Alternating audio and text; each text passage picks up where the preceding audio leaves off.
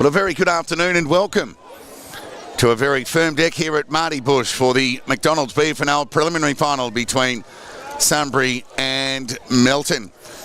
Well, Melton, uncharacteristically over the last few seasons, have been made it to do it the tough way, having finished in fourth. And a good win over Bacchus Marsh in Ballarat last week against East Point in Ballarat, and have been asked to do it again today here in Ballarat, albeit Sebastopol. So if they're to progress to a grand final next week at City Oval, they will need to have won 4 finals in a row in Ballarat, which is a big ask. And more immediately, the one at hand is going to be a tough one, given what we saw against Darley, albeit in the name of Sunbury last week. Well, I went down by 38 points for a moment there. They had their hands on a spot in the grand final, but they did lead the Devils by 20 points in each of their 3 outings, but they're 0-3. That's all they've got to come for it. But their first time in the finals for some 8 years, and good on them. And they're going to be up against it, the Bloods. They've had an interrupted prep with injury and unavailability, but can the Blooderhood hang on for another week? As we welcome our comments guys for the afternoon. Travis Hodgson, welcome, Trav. G'day, Toddy. How are you? Of course, Bacchus Marsh, I'm well, and Bacchus Marsh coach premiership in the FNL in 2016, was it, Trav? Yep. Yeah, and Alex Kerr from Melton Junior, and a guy who's had a bit of injury himself, so it's been a bit of a pattern for the Bloods this year. Great to have you on board, Alex. Yeah, cheers, Toddy. Hoggy, it's great to be here and excited for a massive day of footy. That's going to be a bit of a toss of a coin contest.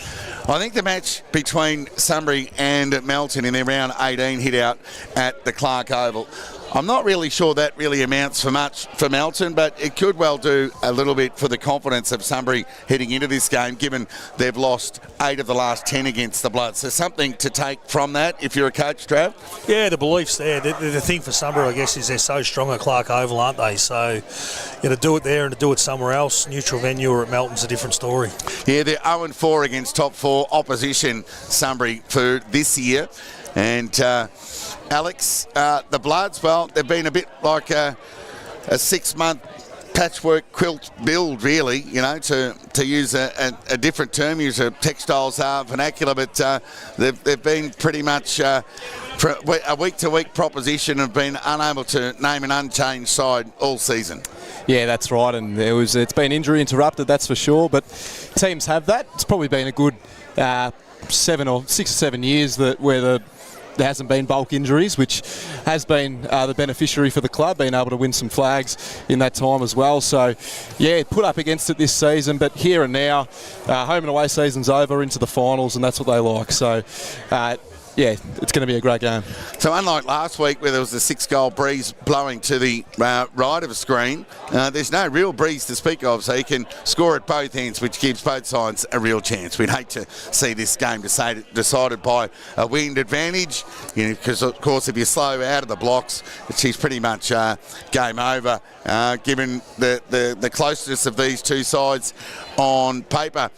Speculation about Jacob Hickey to return into the side today, well, that's been quashed. There's no sign of him, which casts real doubt, if the Bloods get through, of him being available next week. I tell you, if you've been unavailable since round 11 due to a foot or ankle injury, first up into a grand final is going to be a big ask, needless to talk about the prelim, which is ahead of us first and foremost, and no Lockie Watkins today. So Corey Batty will assume the number 8 for the Bloods this afternoon, who's another good story out of the Bloods, with a prominent junior and a handful of games with the Western Jets. Yeah, Coops, he played his games with the Jets this year, and he's put together some great... Cooper Batty, he's put together some great games of footy for his age and the way he plays. He's a fast ball mover who gets around the ground, and he's put together some solid performances, so good to see him out here today.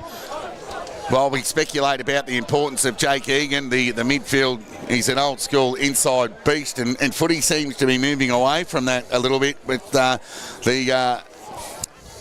need for some outside run to get it done. And just looking at those numbers out of last week the loose ball gets were really in favour of Darley, Trav and Sunbury. Let's hope for their sake they were able to pick up on that stat, because whilst they had more inside 50s and a lot of the numbers were quite even, there was quite the disparity in that stat in particular. Yeah, that's not their strength, and Josh Guthrie's been their best at it and obviously hasn't played for a long time. The concern for them is that, the positive for them is that Jacob Hickey's not there today, because Hind obviously took him to the cleaners on the outside of contest, and Hind and Hickey are 1 and 2 for loose ball gets in the competition. So there would have been a few sleepless nights for the Lions, wondering whether or not Hickey would come back into the side, because he gets them the same way Hind can, and him not being there today will really help their cause in that area, I think. And looking forward to seeing Jake Egan. Well, he had 20 disposals last week against the Devils. There were 20 players who had 15 or more, just to show the depth of contribution that was required to get that result done, whilst Sunbury were really in the game up until three-quarter time, really, where they trailed by a point. It really did require great depth in the group to be as close as they were, and the Devils just got it done seemingly after in the final term. But just the 5 goals for Jake Egan against top 4 Oppo in his 7 games. So he's a goal-kicking mid. He's kicked 29 goals for the season. He averages 2 against the rest, and not a goal against the top 4. So if Egan can get out of front of stoppage or get a handball receive, I know Power's number 3 in the comp for handball receives, but if Egan can get on the couple, he's a thumping kick. If he can impact the scoreboard, that'll go a long way of deciding the result today.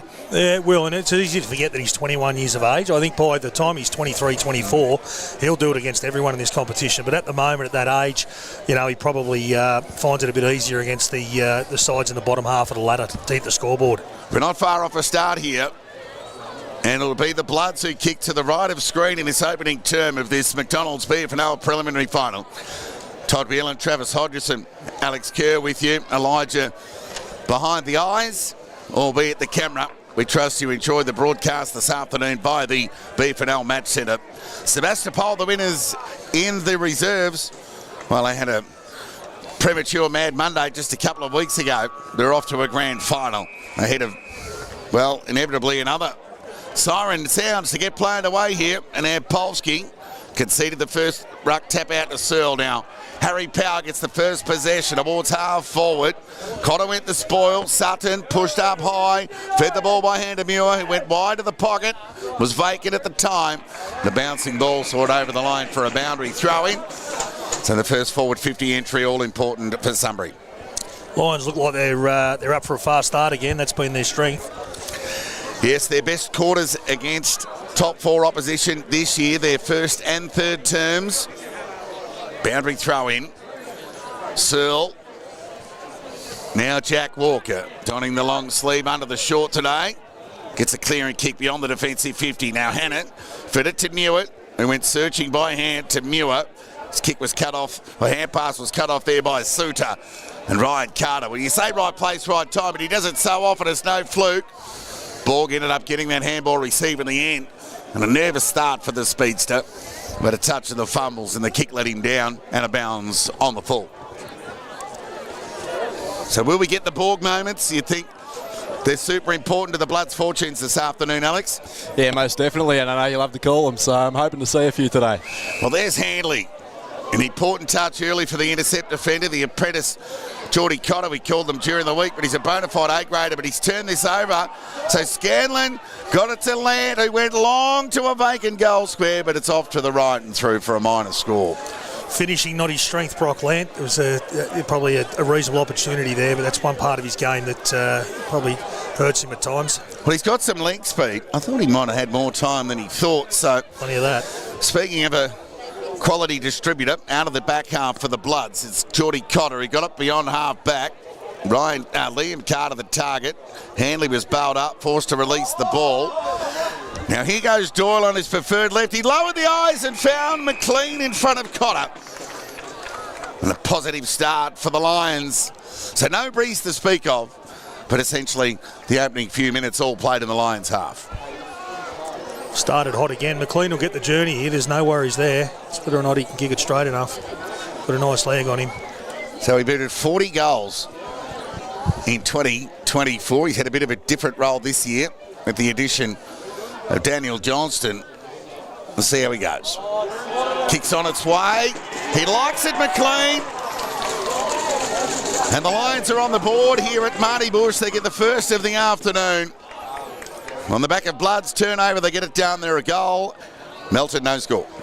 It's a fantastic kick and a fantastic hit up as well. We saw just in front of us here, we had Jake Sutton all by himself, no numbers really around him, but he just took it upon himself to lower his eyes and hit up the leading option, and it's proved fruitful and a fast start for Sunbury, who look really on today. Well, Sunbury have started the way they finished off that 10-goal demolition at the Clark Oval against Melton in round 18. So Troy Scoble in the early minutes, well, no time to panic. Needs to have a plan B up his sleeve. Loose ball opportunity for Cameron. Just needs someone off half back, and it was provided in the form of Lever. Torpedo territory going to outer centre wing. Foot race on, gathered by Sullivan.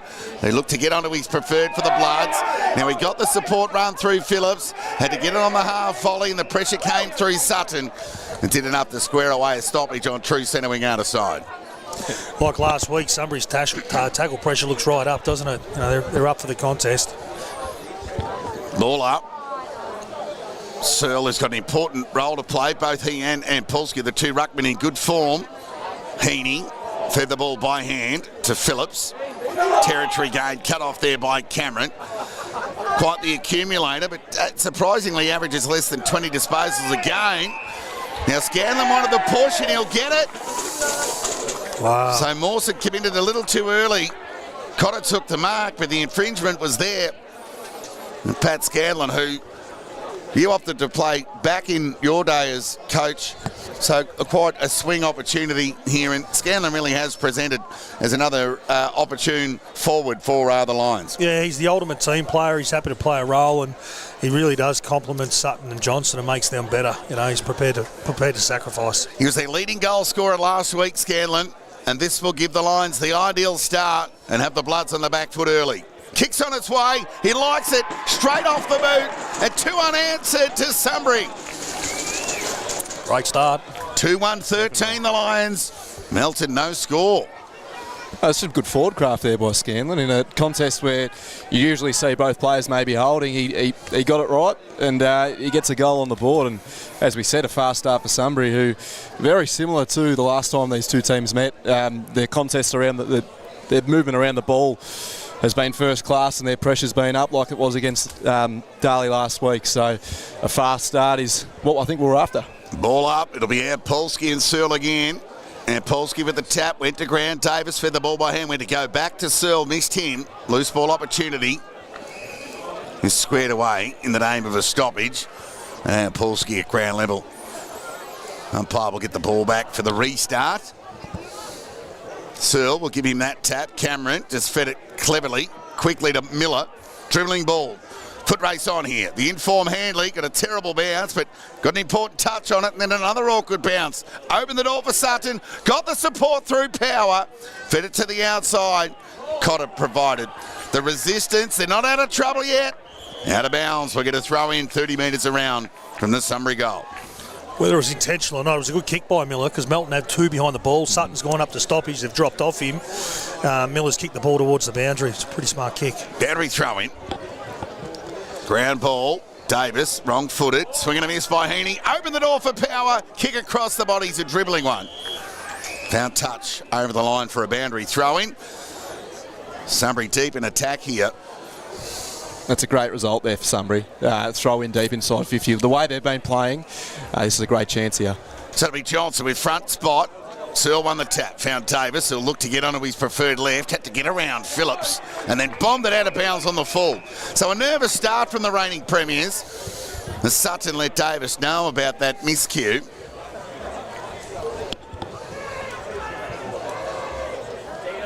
So Tendinello went short and safe. Was Muir, in fact.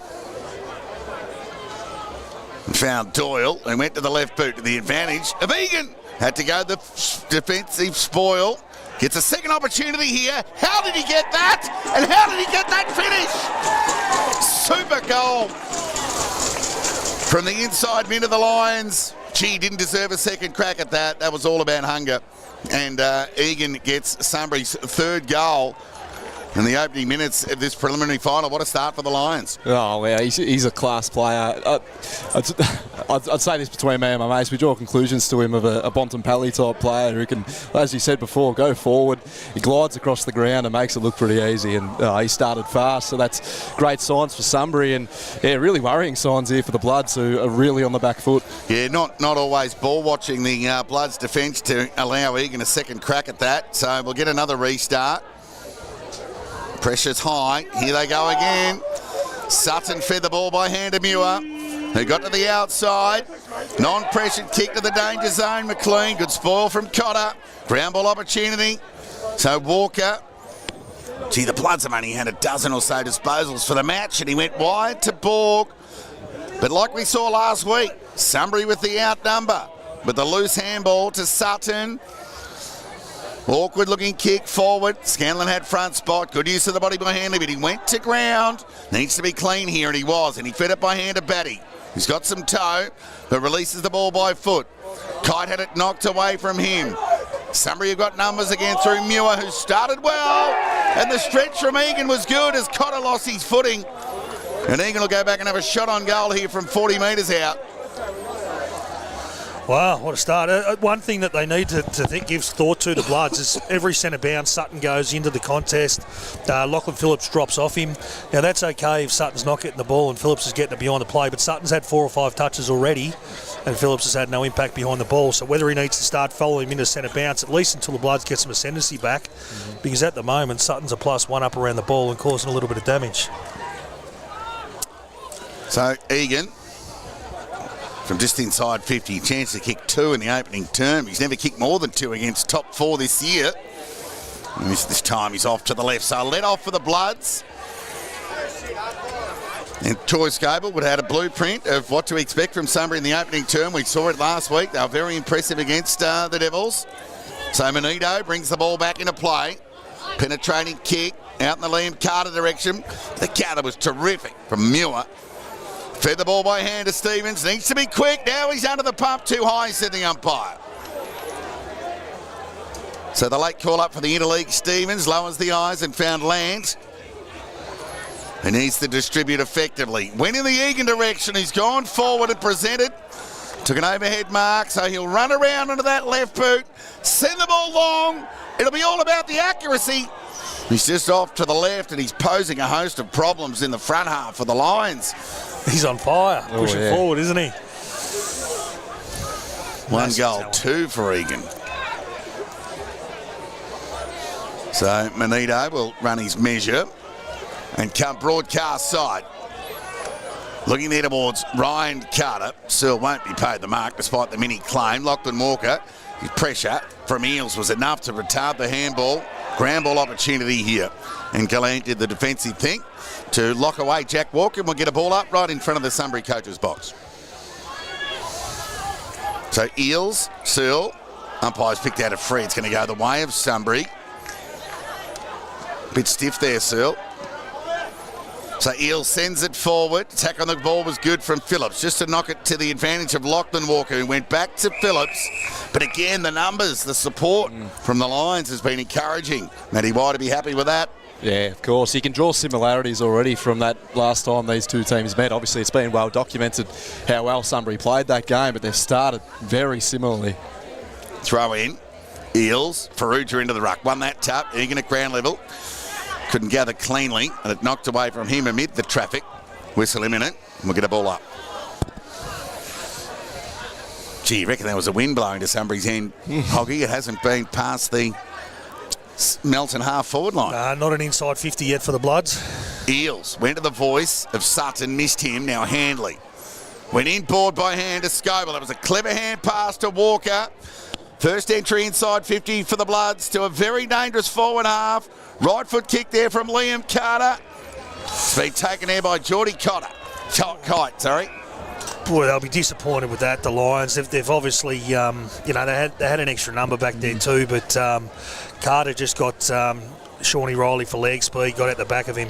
Ooh. So Kite's done the old kick across the body. I know they do it a lot at the higher level, but they train every day. They practice it every day, and Kite's missed a golden opportunity 20 metres out, virtually directly in front. Bad miss. Very bad miss. Need to see more of that ball movement, though. They were able to capitalise and get goal side, so that can be a positive sign. Sweeping kick from Lever will be turned over by Farrugia, who marks inside the centre square. It can repel for the Bloods. He went right in the kite direction. Speak of Braden on this occasion. Scramble opportunity for Borg. Geez, he's been a little bit loose with his footing and sureness with the ground level ball. And the ball spits out over the line for a boundary throw-in. And we know how good Borg can be with clean hands and keeping his feet. Throw in.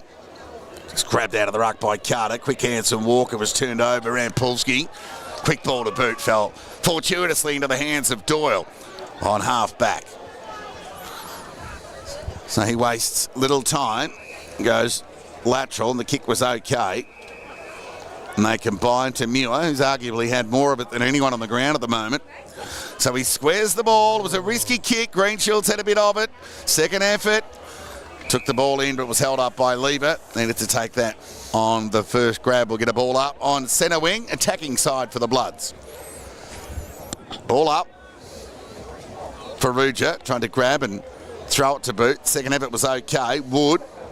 Fed it to the outside, looking towards Newitt. He can gather inside the boundary line. Dribbling ball. Walker in front. Now Borg. Might have caught one high. Umpire said yes. So a chance for Borg. He really is the spark of the Bloods between the arcs, and he sends the right boot. Excellent tackle. Loose ball opportunity. Ground ball. Whistle imminent. We'll get a ball up. It's in a danger area for the Bloods, but they've had a good couple of minutes with two entries. Yeah, they have, but they need to make the most of this opportunity here. Ball up. Hurried kick out of the congestion there. And Stevens got it into the middle of the ground. McLean fell over at the crucial time. Opened the door for Mawson for the Bloods. Fed it to Button, who lowered the eyes. The kick was good to Batty. Wasted no time, sending a deep ball in the Carter direction.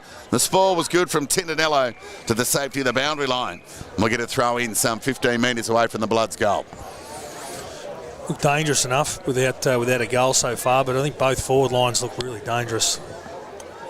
Sunbury 21, lead Melton 1. Not dissimilar to what we experienced last week when Sunbury took on the Devils. Geordie Kite held up, and we'll get a ball up. Yeah, they're getting their inside 50s now, and they are turning the tides, the Bloods, but it's just about capitalising because we know what Sunbury can be like. They can lapse in certain situations. And Polsky, Lachlan Walker, never far away from the coal face. Momentum took him forward, and he'll get the push. Well, it was half a collapse, but it was there.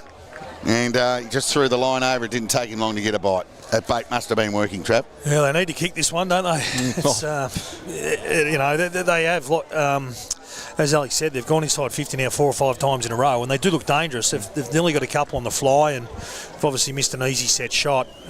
He gets this, tightens things up. Not a noted goal kicker. And he cannons the ball into the post. So a little right to left going on there. So nothing going right for 2 shots on goal for the Bloods. How about the kick in? Found Sutton, who just took care of Batty comfortably and the ball, more importantly.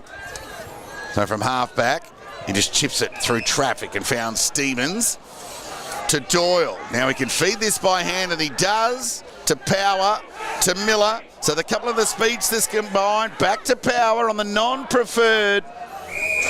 And it remains firmly the non-preferred, Trav, out of bounds on the full. Look better, Bud, some fluency in that. They look good when they move the ball like that, Sunbury, with their overlap hands. How about the numbers? Yeah. So Manito switches play to Scoble. The right foot kick is good. Found Ryan Carter, who's pushed his way up to the defensive 50. Could have fed the ball by hand to Max Scoble, but went to brother Liam.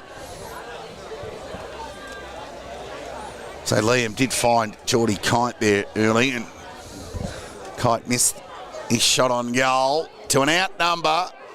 But reward for running through Davis, who lowered the eyes in the Braden Kite direction, missed him. Well, that was deliberate every day of the week. And the umpire won't pay that. He has, Todd. Oh, he has? Well, that's good umpiring. That's kickable for Kite. So Tintinello gave Well, it was insufficient intent by every meaning. So a chance here for Braden Kite. Now, if ever they need a captain's goal, they need one now. Most definitely. And it's a big ask up against the boundary line, but he too will take on the snap. He's very good at these, and he doesn't let the Bloods down. They're on the board on the major front here at Marty Bush. They get one back, and they're within 13 points. Sunbury 3-3-21. Melton 1-2-8. He's a star, isn't he? You probably look at there. That's just a reminder of how good Melton are. When you get the Carters take back-to-back marks, but they're both close to D50. From a Sunbury point of view, you're pretty happy with that. But then you've got a player the quality of Kite still floating around inside forward 50. Plenty of options to score when they go forward. So Kite, yeah, he's a noted contributor for the Bloods. He's kicked 4 and 3 in their last 2 meetings against Sunbury and 4 in that 10-goal loss. So no keeping the captain out of the game. Back at the restart after a steadying one to the Bloods. Well, they deserved it. They had the last 2 shots on goal. Very gettable ones, in fact. And took the captain to get it done. Searle with the tap. Ground level ball. Now it's a hot footy. And we'll get a ball up. So we'll get a spike in intent from the Bloods, you'd think, in the next 3 or 4 minutes on the back of that goal. And they seem to work hand in hand. And Polsky dropped it, got away with it. Scoble needed to be clean. Didn't impact the contest in the end. Now it's a hot footy. Doyle. Searle knocked it forward, only as far as Sutton. Fed it back to the big man in Searle. Got to the outside of Lachlan Walker. And they go forward to the dangerous forward line of the Bloods. Ground ball opportunity for Tendanello to do the mopping up. Missed the target. Searching hand pass. Gathered there by Carter. Lazy hand pass. Enough for Sullivan. Paid a throw in the end. Rightly so. It was just a poor execution of the fundamental. Miller, is it? So it'll be Tendanello with a right foot kick. Who's out the back? Foot race on here. Earls and Mawson. It's set up nice for Mawson. He might have caught one high. Umpire called play on. Walker to Benito, who saw Scoble just overcooked the kick. Boyd touching the fumbles. Over the door for Cotter, who was clean. Lowered the eyes and he went wide towards Carter. Right foot kick across the body towards brother Ryan. Riley went the volley out of nowhere. Braden Kite ended up with ball in hand. Fed it back to Carter. High right foot kick to the danger zone, but it's all Sunbury. And Hannett took the intercept mark and will waste no time drilling the ball to half back to Cameron. And they're away to Egan, who fed the ball to Sutton. What a terrific kick.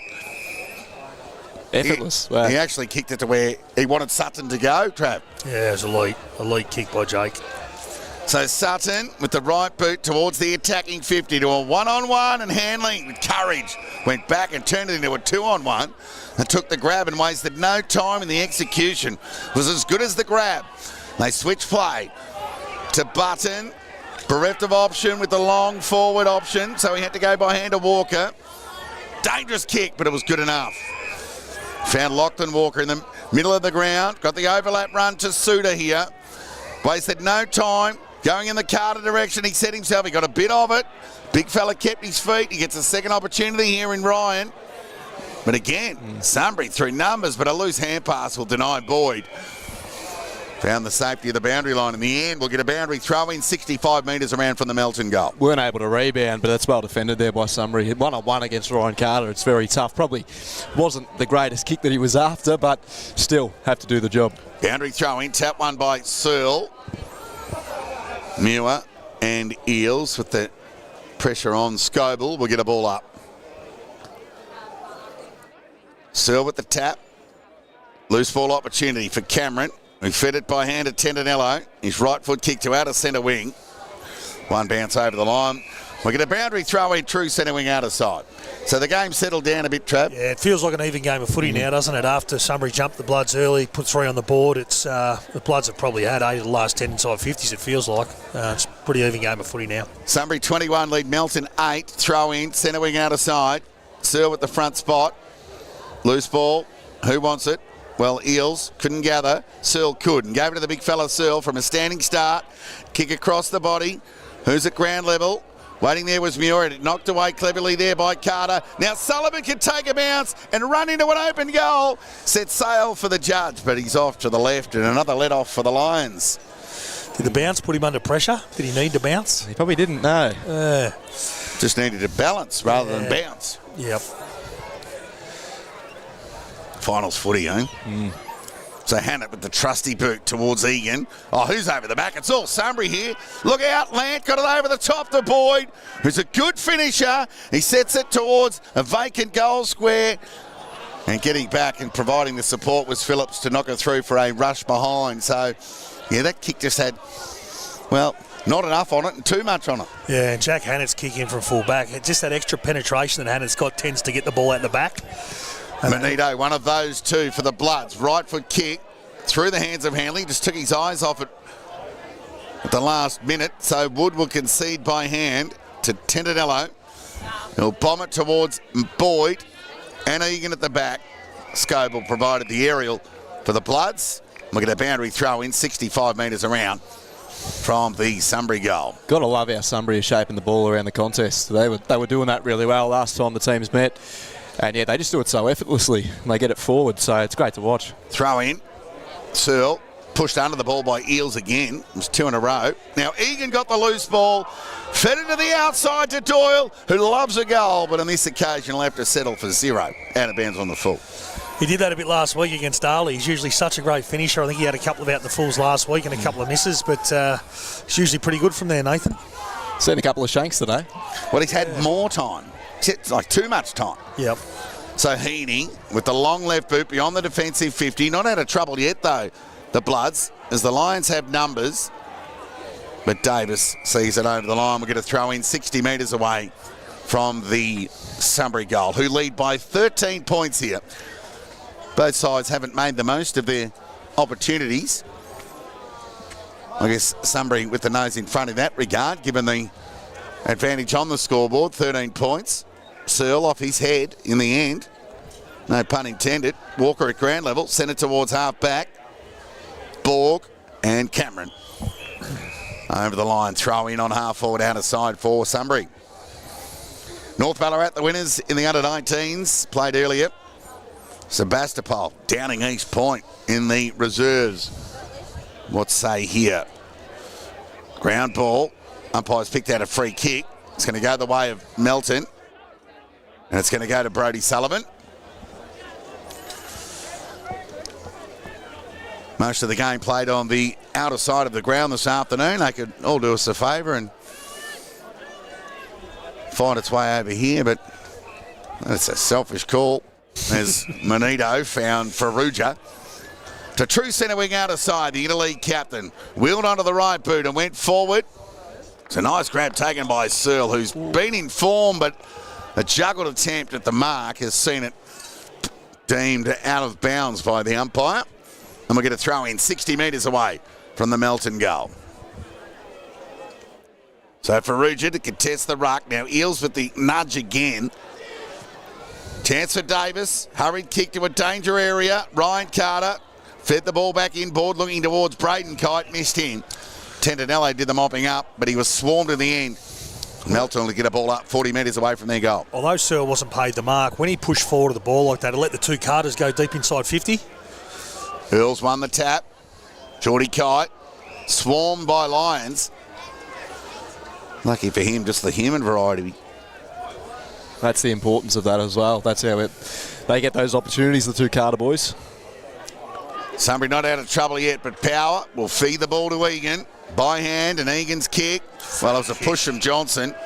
Just went a little too early, and with both hands, by the way. Every day of the week. And we'll get a rebound opportunity for Heaney. He'll give it to the distributor in Manito. Beautiful drop punt to a dangerous area. Players fly. Carter! Over the top. Terrific grab. He'll go back and have a shot on goal here. Ryan, some 45 metres out from goal, directly in front.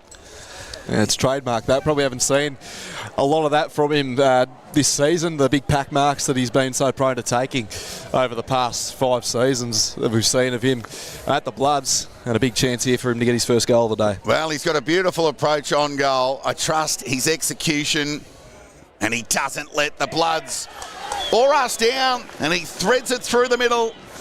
And the Bloods have kicked the last two, and we've got a 7-point ball game here at Marty Bush. Sunbury 3-4-22, Melton 2-3-15.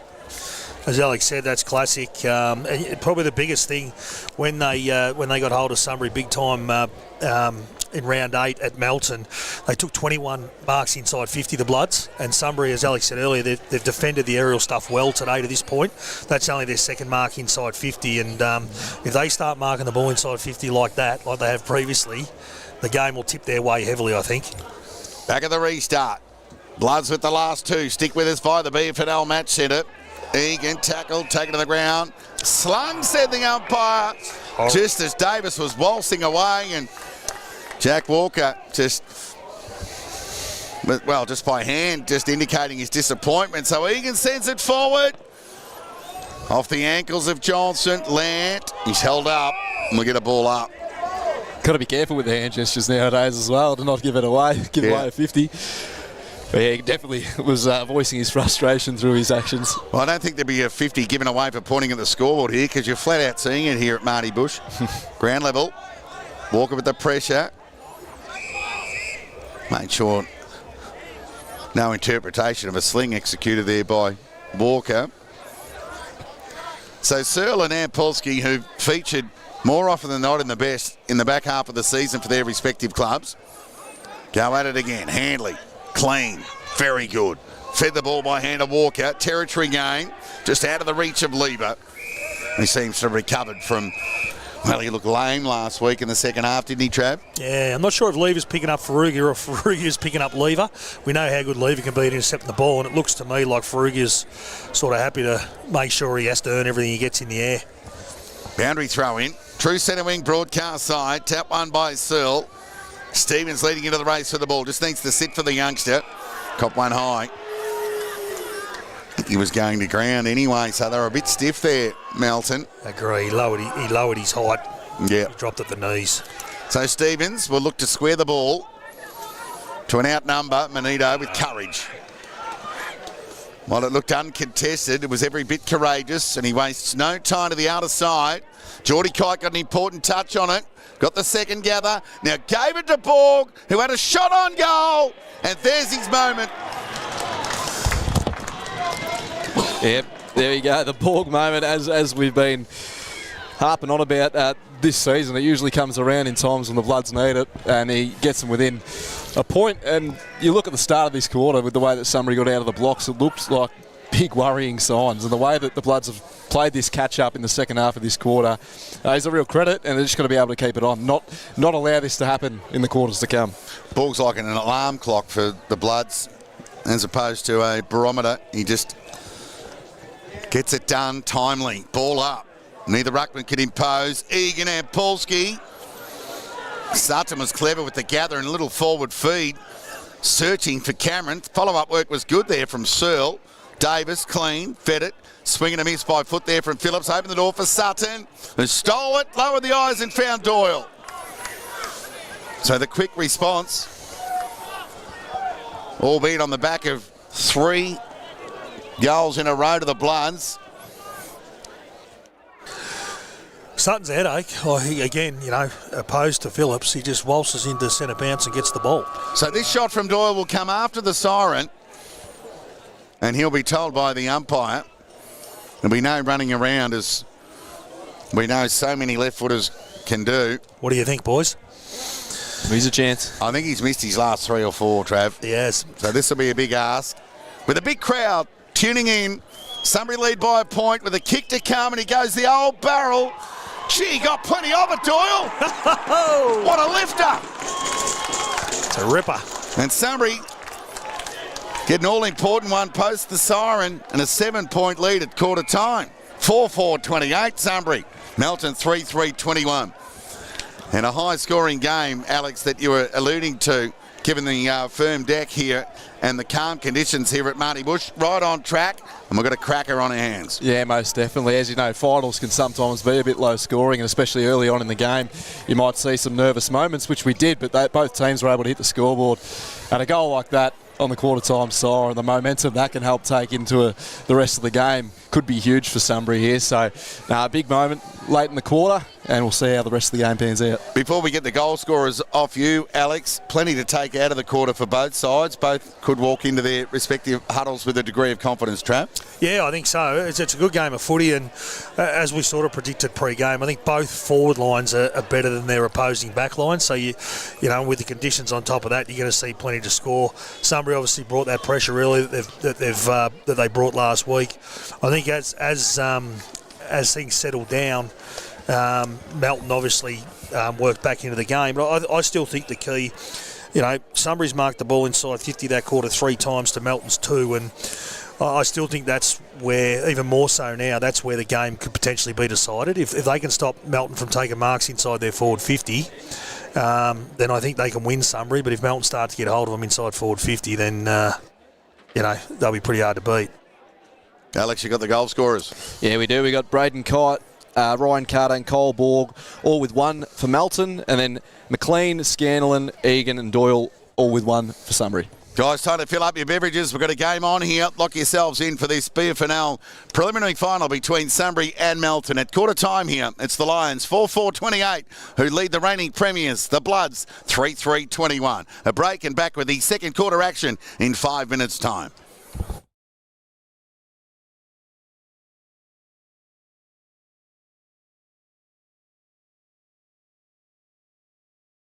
A wise man told me that if I play Monopoly at Macca's, I have a 1 in 3 chance of winning from over 49 million prizes every time. It's me. I'm the wise man. Play in the app.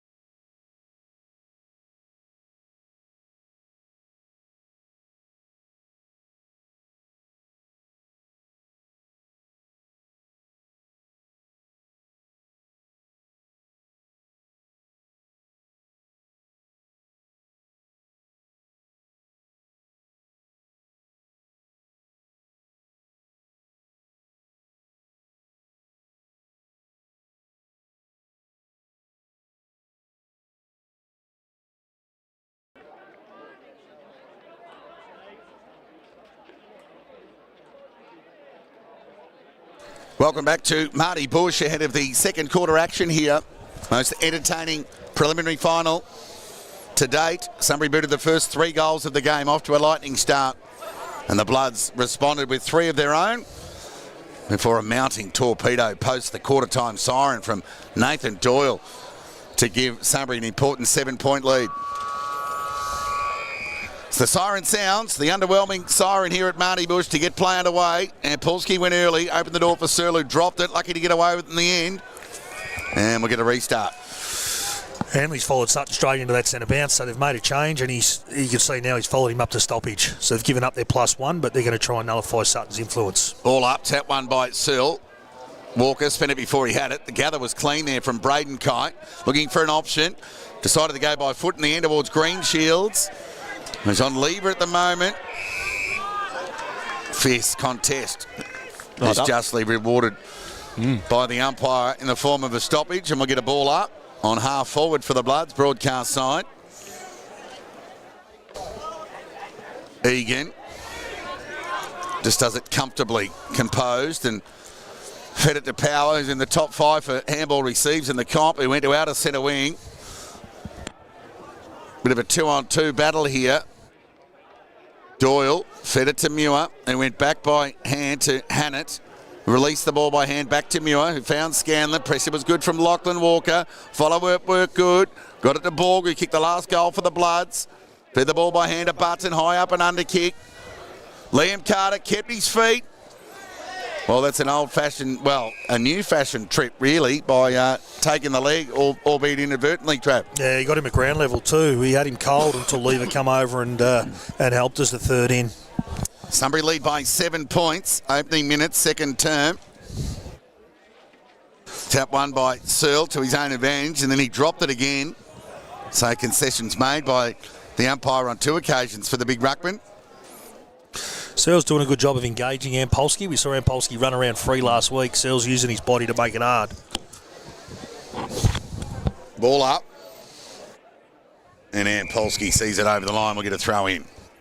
So no score added yet of this second term. Sunbury lead by 7 points. Perfect conditions for footy. Overcast day. No real impact from the sun, nor the rain. So free of the elements today, essentially. Throw in. Tap one by Searle. It's good as a kick. Put the Sunbury defence under the pump. The tackle was good from Kite on Tendinello. Has he taken too long? No, said the umpire. We'll get a ball up. Just a quick one as well on the Lever matchup. It looks as though anyone who's got him has to hold themselves accountable here and make him earn his touches. Well, Lever stays goal side, does the defensive thing. He's not in the contest yet. Bees to a honeypot, swarm of players around the footy. Egan, one of those, and we'll get a ball up. Looked as though it was Ferrugia maybe in the first quarter that was going to have the role, but they've gone with young Greenshields, who was able to get the win out on the wing earlier as well, so it's one to watch. Ball up. Tap one by Ampolsky, went boundary side, found Wood, but the pressure was good from Borg, and we'll get a repeat stoppage. Spot on, mate. It's crucial you engage him. Otherwise, he runs amok and takes his dozen intercepts and you can't get through him. Exactly right. Ball up. Call it even. Hurry kick out of the congestion from Walker. Carter went the sock, a bit like he did in the elimination final against Bacchus Marsh. Oh, then Miller just threw it away. Oh, he must have been looking the other way, the umpire. Yeah, that was another holding the ball decision. This time, the Bloods denied. Much to the chagrin of the Bloods loyal and faithful. We'll get a throw in here. Bloods in attack at Marty Bush. Tap one by Ampolsky. Went to Miller. Found him. Oh, that's a sling. Umpire let it go. Kite on the left boot. Just didn't come back far enough. And through for a behind. So we've got a goal in it here. 4-4 plays 3-4. Opening minutes in this second term here at Marty Bush. Saw a couple of magic goals last week from this pocket from East Point. Was thinking we're going to see something special there. Hannett got the overlap through Riley. Quite the dour defender. Be a good player to coach, this defender first. Riley has sent the kick towards centre wing to a 2-on-1. Leonard to keep his feet. Loose ball opportunity for Ampolsky. Just fed the ball out in front of Johnson. And we saw him do some run and delivery last week. Ran his measure and had a shot on goal and made no mistake. And the Coburg VFL listed Johnson is on the board and coast to coast for the Lions. And they're back to a 12-point lead here at Marty Bush. Moves really well for his size, doesn't he? He got a beautiful bounce too. It just popped up for him as he chased it inside 50. But nothing special about the Riley kick, but they had the numbers there and out they got. I'd love to see, and it's such a good kick, I'd love to see him bridge kick every now and then, just find that target and get the ball back.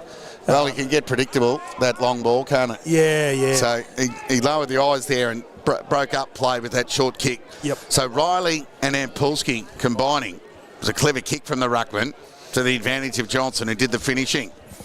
So Sunbury now with back-to-back goals. So that's gone 3-3-2. Sunbury, Melton, Sunbury. Loose ball, Miller, look out. Territory gain, bouncing ball. Checks to the right. Well, somehow stayed in the end. Cameron didn't give up the ghost. He might have caught one over the shoulder. The umpire agreed. So Cameron looks to square the footy. Egan got an important little touch on Lachlan Walker early ahead of that aerial contest and marked it pretty comfortably in the end. Kick to advantage was fantastic there, and Egan did not have to do much to edge Walker out the way. Yeah, beautiful kick. This is, I think Jake could play as a permanent forward if, he could kick 40 or 50 goals as a permanent forward. He's that good inside forward 50 when he gets a chance to spend time down there. So Jake Egan, who's one of 8 individual goal kickers this afternoon. Sunbury with the 5, the Bloods with 3, and Egan with a chance to become the first multiple goal scorer of the afternoon. Distance won't be a problem, and nor the accuracy. Sunbury get the first 2 of the second term and the last 3 of the match. And we're back to an 18-point ball game here. Sunbury 6-4-40, Melton 3-4-22. We touched on as well. Melton probably can't afford to be playing catch-up every quarter here. I think that Sunbury are a team that have lately developed in their game the ability to continue to score throughout the game. As we know in seasons past, they can kick their 5 goals and then maybe drop off for a little bit before they get back into the going. But I don't think Melton can afford to be playing on that in this game. Back at the restart. The Bloods looking for a response. So Searle tapped it to Kite, who came off half forward, was tackled, taken to the ground, and we'll get a ball up. 18-point lead to Sunbury. Searle and Johnson. Searle, good use of the body. Tried to find Davis, couldn't in the end. Had to do some foraging of his own. And umpires picked out a free kick here for a trip. It's going to go the way of the Bloods to Davis, who'll wheel onto the left boot and send it forward. And the grab was good from Geordie Kite. He's got Scoble in the pocket if he wants him. He's got Farrugia deep to the pocket. But he elects to go to the outer side pocket and find an unmarked ball. That was poor checking from the Lions. That's a very interesting setup there. They had Farrugia on his own as well. It was just, 2 free options. Kite it was sport for choice, really. So there's poor from Sunbury there and a big chance for the Bloods. They had the numbers back there, but it was like they were all zoning grass. Yeah. So it'll be Kyle Ball, who'll kick from 40 metres. Chance to kick his second and get the Bloods back within 12 points. Kicks on its way. He just gave a little salute to the crowd, Borg. And the Bloods are back within 12 points here at Marty Bush. 6-4-40 Sunbury, lead Melton 4-4-28. Yeah, great finish from Borg there. He's had his kicking boots on today with the 2 snags early on. He usually comes into the game as the game progresses. Yeah. But he started hot here, which is great for the Bloods. And just need to be able to just nullify this ability to have to be playing catch-up. I think that could be a little bit of a downfall for the Bloods if it continues on the way the day pans out. But a great goal nonetheless, and very good for the Bloods. Ball up. Searle. Eels won that tap. Egan with strength, good use of the body, sent it forward to a dangerous area. Presenting was McLean, who gave it a Lant. And there's the response from the Lions within 30 seconds. It's goal for goal here at Marty Bush, and the margin back to 18. Yeah, both forward lines on top. I'm not sure I like the match up down with Gallant on Kite. Got him on the hit up last time. Sunbury look a bit big back.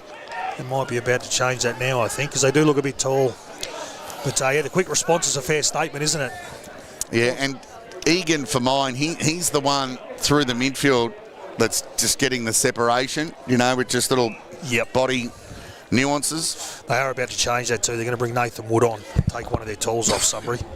Back at the restart, it'll be Eels and Searle. Searle won that tap, but the man we speak of in Egan, who got some separation. Helicopter kick forward. Was cut off there by Phillips, who read it best. And he looked to go out of side. He wastes no time and goes long. Off the side of the boot, or miss everything really. Out of bounds on the full, so a chance to rebound. Awkward kick forward to be mopped up there by Manito. So a let off for the Bloods. Hit up kick went through the hands of Liam Carter. Swarm of players around the footy, and we'll get a ball up on half forward out of side for Sunbury. I think the Bloods have been a little fortunate that it's been unforced errors on both sides, but they really can't afford that rebound in 50. We've seen it throughout the season, especially the last couple of months. It's been a little bit of their downfall. Ball up. Eels want to cut one high with that fend off from Searle, but the umpire let it go. It's going to end up in another stoppage. If the game just continues to play out the way it is, Sunbury's going to win by 50 points.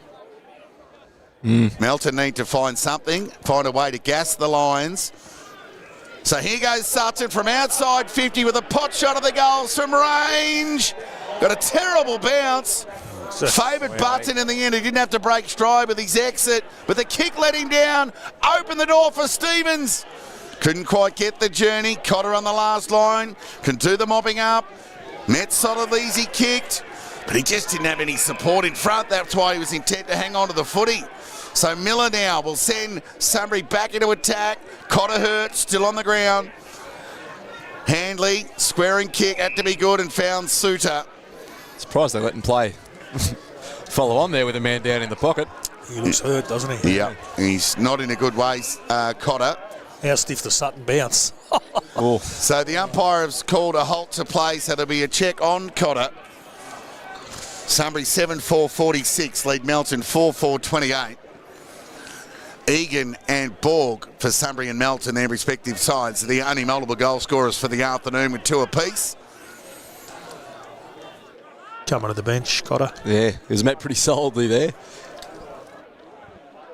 Yeah, you're right, Toddy. Melton look on top. Oh, sorry, Sunbury look on top everywhere, don't they? Except in Melton's forward 50. That's the only place they really look threatening. So Suter lopes away onto the right boot. Kick meant for Liam Carter. Oh, that was good attack on the ball for Jack Walker. Just tried to put it out in front of the speed, so they're in Borg. Wood's got some toe. Borg got a terrible bounce, and not for the first time this afternoon. Sullivan got an important touch on it, but not before the reinforcements arrived through the lines as Wood cleverly. Was good work there from Gallant, but strong work from Cameron to keep his feet. And he got a second bite at it and fed it to Lever. Look at a steady kick to broadcast centre wing and found Miller. Told to play on by the umpire. Sold the dummy to Batty. Got around him and lowered the eyes towards Egan. Ground ball opportunity. Suter met solidly by Sutton. Taken to the ground. We'll get a ball up on half forward. Broadcast side for the Lions. Just tried a bit too hard there, Batty. He just had to defend the corridor. Let Miller have the outside. Be careful opening up the corridor like that. Ball up. And Polsky knocked it boundary side to Suter. Fed it by hand to Handley. And get it to Batty, who's corralled. Had to force the ball by hand. Look out, Liam Carter gave it back to Batty. It was out of bounds, but the gut boundary umpire couldn't see that. Open the door for Geordie Kite. Outside of the right boot. Look out, Borg. Oh, he's caught one high. Well, there it is again. They look very dangerous when they go inside 50, Melton. Everywhere else, the midfield battles Sunbury's way, and that's why they're on top. But if they can get it in enough times, boy, they look dangerous. So it might have turned out to be a free kick, but he stopped a certain goal there with Kite opening the goal square. He went to the man, Borg. Unlucky that he gave away the high, but it was a big chance there to nullify a goal. Yeah, very, very clever free kick. Important kick for Borg. It's not going to come back enough, and off to the right. It's a goal save. It was a goal-saving free kick, that's right. Hindsight's a lovely thing. Often the best judge. 4-5-29 Melton. Trail Sunbury 7-4-46. So 11 scoring shots to 9, essentially, but a 17-point lead. Egan again. So he's up and about. Confidence up, Egan. And he'll play on and go with the left boot along the line. Broadcast side. At the back, Egan went through his hands. He infringed, said the umpire. And the umpire's paid a block. It's going to go the way of Sunbury, much to the bemusement of, well, everyone here at the ground, bar McLean. He was just happy to receive that free kick. So So he goes wide of the pocket, looking for Sutton, and why wouldn't you? Who marks just outside 50. Probably hasn't got the journey from there. No, it's a big kick. He hasn't got that Clark Oval breeze from right to left behind him. Take his very best. Without being big on the scoreboard today, how big's his game been around the ground? He's shown the facets to his game where he doesn't need to be scoring. Yep. So he goes to a dangerous area, top of the goal square. Johnson through his hands. Snap out of nowhere from guess who? Egan's got 3 at Marty Bush. That's courtesy of an errant Melton handball there, and he's read it well, Jake, and just picked off, intercepted the handball at the top of the square. Oh, it's a great finish. And, he's doing stuff in this pocket here in front of us only moments ago, and now he's down there in the contest kicking goals. It's just that the player that he is, his ability to get around the ground as well, it's only gotten better as his career's progressed in the BFNL. So, yeah, he's playing some great footy, and he's really on top here for Sunbury today. Well, it's a rarity. Questions asked of Melton to reel in a total. They're a better front-running team. They had their struggles in the back half of the season for injury and unavailability, but they're the cards you dealt. When they were behind, it was often a struggle for them to finish off. You're saying they like to be in front, Toddy? Well, they do. I mean, they went 18-1 in season 2024 on their way to a premiership. Yep. Very rare. They found themselves behind. So Ampulski, fortuitously to Stevens, to Sutton, back to Stevens from 50. Just didn't allow for that right to left. Off to the left for a minor score. So ominous signs here. Sunbury on top. But it's end-to-end stuff. Walker fed the ball by hand to Manito, who went to outer centre wing. Farrugia read it well. Looked to square the ball. Was good in the end. Green Shields fed the ball to Lachlan Walker. Went deep to a one-on-one. Sullivan, clever! Hold, mark, whatever you want. That is a fantastic mark there by Brodie Sullivan. Great awareness. Protected the ball drop. Still had to reel it in with that one arm though, Hoggy, but I think you're right. There was initially a hold there. I'm not sure it was forthcoming nonetheless. I reckon they've had 4 inside 50s for the quarter. The Borg goal, the Borg miss, and this shot here. There's nothing wrong with the percentage of score when they go inside 50. Correct. Can't get it down there. Well, they haven't kept top 4 opposition under 80, Sunbury, in their 4 attempts away from home. So the Sullivan kick, straight through the middle. An important goal there for the Bloods. We're back to a 3-goal ball game. 8-5-53, Sunbury, Melton 5-5-35. And it's their midfield dominance at the moment that's doing most of the defending for them. Their backs look, to me, really shaky when the ball goes in. They're being protected by Sunbury's midfield dominance. It feels like Sunbury's on top through the midfield, do you think? Yeah. At stoppage and in general transition. Well, the Walker boys, Jack and Lachlan, have been serviceable. Yep. We know how good Lockie Walker can go with a tag and a close hold, but Egan's got the better of him today. Back at the restart. Chance for Davis. Hunted the footy. Fed it by hand to Jack Walker. Inside 50. Dangerous here for the Lions. Ryan Carter touch of the fumbles. Was a hot ball. So too Hannett. The boundary line will beat them both over the line for a boundary throw-in. 40 metres around from the Melton goal. So Melton's one of those sides. Well, they won a grand final last year with inferior numbers of inside 50s against East Point. Just the 39 last year to get it done. Throw in. And Polsky with the tap. Now, Muir is quite happy to knock it boundary side, but Borg won a few players that could cut it off. The ball ricocheted off Hannett and rolled over the line for a throw-in, 60 metres away from the Melton goal. And this season here has probably been one of the most inefficient ones that we've seen by the Bloods for a long time. So it's their ability to just try to make the most of the options they've been given. Boundary throw-in. Call it even. Davis, non-preferred soccer, fell into the hands of Green Shields. The kick went, well, shorter than the length of his surname. And he played on and went with the left boot, looking towards Liam Carter. The support came through Tendanello over the back of Newitt to get a thump on the ball for the safety of the boundary line. Yeah, it was a pretty easy assignment there by the Sunbury defenders there. Sat on Carter's head, knock it through the boundary for the throw-in. So Bloods in attack. They've been potent with their time forward, albeit inferior numbers. Throw in. Loose ball. Egan. Gallant.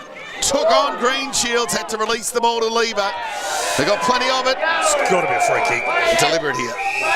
And paid. So Batty will rebound for the Bloods, and the kick was okay to Davis. They'll need to get some offensive run out of Davis too. Sunbury well set behind the ball now with Lever and Ampolsky, forcing the Bloods to lower their eyes. Batty, send it forward. Egan, read it best. Going to be hard to get through there. Shallow entry. Kick went a metre, but paid. And as you mentioned there as well, their midfield basically doing the defending. Egan dropping back and taking that intercept mark. Yep. So Power was a good kick to Ampolsky, who presented. Searle a kick away from Ampolsky, and the kick from the big man was good. Kicks the ball well for a ruckman, with all respect. I'm just making a judgment on or a stereotype one at that, of a ruckman we've seen. So Boyd took on Scoville and got enough separation to feed the ball with the right boot, but all he could find was the bonnet of an SUV, out of bounds on the full.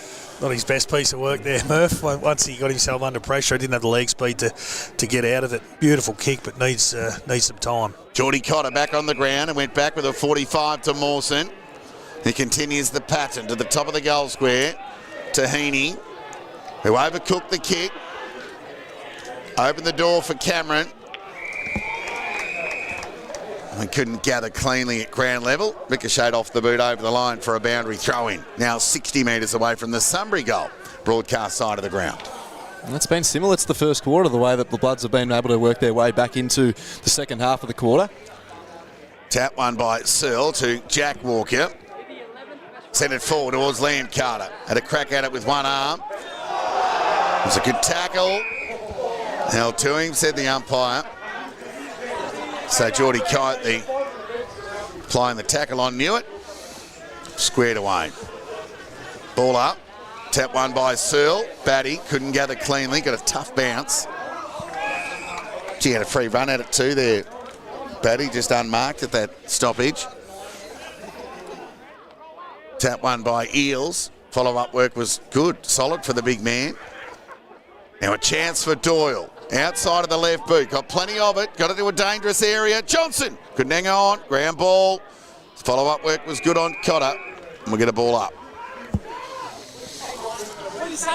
Both teams keeping all their forwards at home at stoppages between the arcs, so that makes stoppages pretty crucial to win. Sunbury lead by 18 points. Tap one by Searle. Boundary side. Lant needs to be clean here. Now he's in trouble. Pinged by the umpire. So a rebound opportunity for one of the Bloods defenders, who's proven himself to be one of the best at it over the last few years. Yeah, with two dominant forward lines and no one dropping off, equal numbers forward to the stoppage, they're crucial clearances to win. So Geordie Cotter has missed a bit of footy throughout the year, like many of the Bloods, especially their core group. Beyond the defensive 50, Lever got an excellent spoil on the ball. Chance for Land through traffic. Gave it to Power. Left foot kick went wide to the pocket. Off hands, McLean, ground ball opportunity. Hunted by Phillips and Scoble. And we'll get a ball up. That's all Lever's intelligence there. Lever defends the ball. He fists the ball in D50. He fists it over the fence. He gets one in forward 50 and he squares it up. Yeah, good observation, Trav. Really intelligent It is player. very smart. So a 7-point quarter-time lead has been extended to 18 for Sunbury here. And Lamp will get another opportunity. Oh, we're through the hands of Doyle. Green Shields was the beneficiary. Went by hand to Lachlan Walker, who found Manito. And continued the pattern laterally to Batty. So no Lachlan Walker, Watkins today. But Batty's wearing the number 8. And he concedes back to Phillips, who's seemingly bereft of option to the outer side. So he comes broadcast side of the ground. Geordie Kite's got a couple to beat. There was an arm chop or too high. Umpire called play on. Wood at the back and sends Sunbury back into attack. It was well cut off there by Button, who read it best on the defensive 50. Went short to Manito on true centre half back. Now he's off. And he'll look to run and carry with a second bounce. Looks forward. Liam Carter presented in front of Newitt and looks to wheel and go towards brother Ryan. Oh, spin it too early. Now they'll just waltz away here with superior numbers here, Sunbury. But the wood kick meant for Doyle. Didn't hit him on the full. Opened the door for Suter. So a chance here for the Bloods to send the ball back into attack. Gallant the fly. And paid the mark by the umpire. Gee, Gary Ablett had more of it in that mark of the year back in the early 90s than Gallant did there. Needless to add, neither were a mark. Gallant to outer centre wing. Ground ball opportunity. Scoble couldn't gather cleanly, didn't bend, and it bounced off his boot and went out of bounds. We'll get a throw in. True centre wing outer side. Sunbury 8-5-53. They've booted 4 goals to Melton's 2 for the term and have extended a 7-point quarter time lead to 18 here. Throw in. Tap one by Searle. Suter had to do all the work for the Bloods and then went to ground. So opened the door for Cameron, who went wide to Scanlon. And a bounce on the full. Kick just had too much on it. So a let off for the Bloods. Some unforced errors here from both sides. So Mawson, he went back to Cotter. And this familiar transition from the Bloods that served them so well. It does get predictable. The kick was good. Found Scoble. Opportunity for Suter. Took on the tackler, ran away and took a bounce. Right foot kick. Out the direction there of Liam Carter. Oh, took a nice grab. So Liam Carter with ball in hand. And an opportunity for the Bloods to get one against the run of play. Kick smothered by Newitt, fed it by hand. Nearly a free kick against the Lions, but Muir found Newitt, back to Muir. Left foot kick to outer centre wing. No one home for the Lions. Mawson pushed up, took an uncontested mark, played on, lowered the eyes. Horrible kick. Cut off there by Muir. Went to ground. Could have been a push. Umpire let it go. Loose ball opportunity, just dribbled over the line. So, as you identified last week, some players getting tired in the second half of this second term here. Yeah, Carter's had a rough few minutes, hasn't he? He's dropped that one and then been smothered. That's a comedy of errors. Bit of mental fitness required here. Yep. Composure is another word for it. The Scoble. Fed it to Green Shield. Telemetry inside 50. Ryan Carter got it in the end. Fed it by hand. Look out, Green Shield. Shrugged one tackle. Then fed it with the left. Yes, the Bloods love it. And Green Shields has got one. None more important. They're within 12 points, the Bloods. Sunbury really just need to keep doing what they're doing and keep winning the midfield battle, defending through the midfield. As far as Melton go, they've looked best when they've actually taken the game on. There's one about 5 minutes ago where Manito had the ball at half back. He wandered off his line, nearly got himself in trouble, and then realised it was Doyle standing the mark, looked at Doyle and thought, well, you can't go with me, and took off. And they look at different sides. Suter did it before with the next entry over on the wing, on the far wing. They look better when they take ground off the mark, Melton. Back at the restart, it'll be Searle and Ampolsky. Tap one by Searle. Questions asked of the Lions now to hang on to the lead as they were asked to do last week. So foraging was power. And then Suter overcommitted. And the momentum of power took him forward. He was paid a free kick on half back. Tension creeping in, on and off the field. Hanley. Good player. Went lateral to Batty. Just had enough on it. Crowd getting a bit vocal. Along the line to broadcast centre wing. Farouja had a couple to beat. Went over everyone's head. Lever took on Carter. Now you're in trouble. Tackle. That's a fantastic tackle. Yep. Hard to escape those clutches, that's for sure. I don't think there was too much Lever could do there either, so good decision by the umpire. Ball up, half forward for the Bloods. 12-point advantage to Sunbury. Tap one by Searle. Farouja, clever tap. Davis on his preferred left. High up and under kick. Umpire will pay the mark. Gallant, good spot. Knocked away from him. One of the high denied by the umpire. It was in perfect position, just a couple of metres away from Gallant there in that aerial. And we get a ball up, 25 metres away from the Melton goal. Big chance for the Bloods here. Well, they're so dangerous when they go forward, Melton. Yep. Bloods wanting the push, awkward release by Boyd, but it'll do. Excellent territory gain in the end. Foot race on here, Lant v Searle. And then Doyle provided the support. Excellent gather from Mawson. Showed some composure to feed the ball to Button, who got it to Batty, who went to Searle. And that's what happens when you feed the ball by into a ruckman. Turnover, Egan's in trouble. Turnover, and they're away. Walker got the overlap. Look out, Davis. Borg knocked it forward. Geordie Cotter, hopeful, over the shoulder. Geez, they needed to take it back there, the Bloods, but they continued to keep the ball rolling. And Scanlon found McLean. And it will suck some air out of the game. Yeah, Sunbury do need this to slow the play down because the Bloods are coming hard here. So they go along the line. Spoil from Heaney, went backwards to a dangerous area. Bloods went to ground. And we'll get a ball up on half-forward broadcast side. Was dangerous. Scanlon looks like he might have gone back behind the ball. Sunbury sent half forward just to steady the ship late in the quarter. So a +1 for the Lions.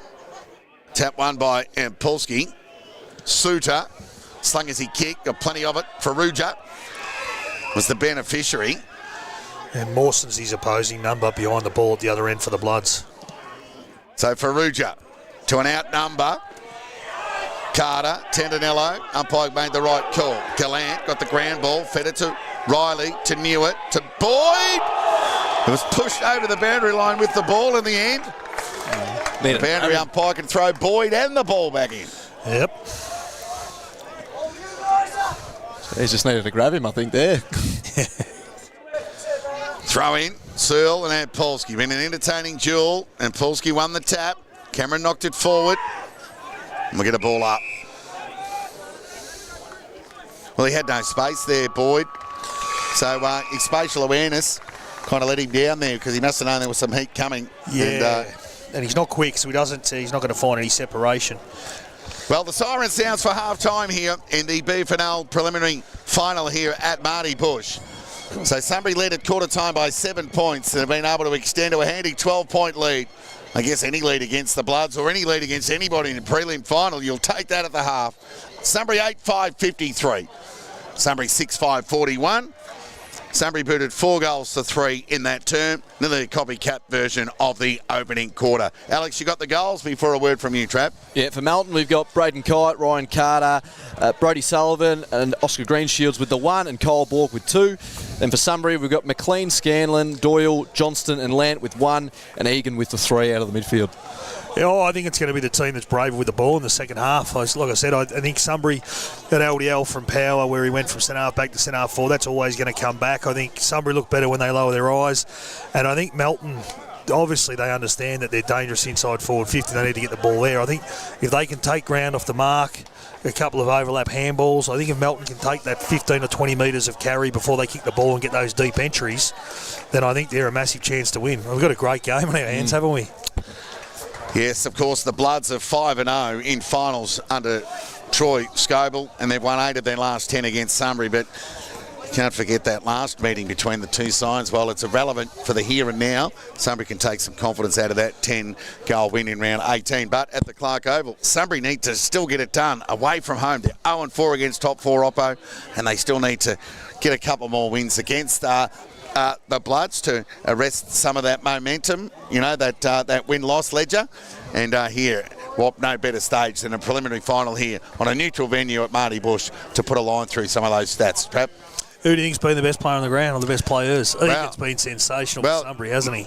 Yeah, it's just been a patchy game of moments that has sort of added up to. Nobody's really been super dominant. I think it's more about sort of impact. It's one of those games where, so Mace Cousins last week has 20 disposals. Felt like he had 35. Yeah. He was the best player on the ground, whilst Harry Power had 32, Bewley 30. So it's not about how much you have today, it's about the impact with them. And I'd agree. Bang for buck per disposal. Egan's the front runner for Sunbury at the moment. Alex?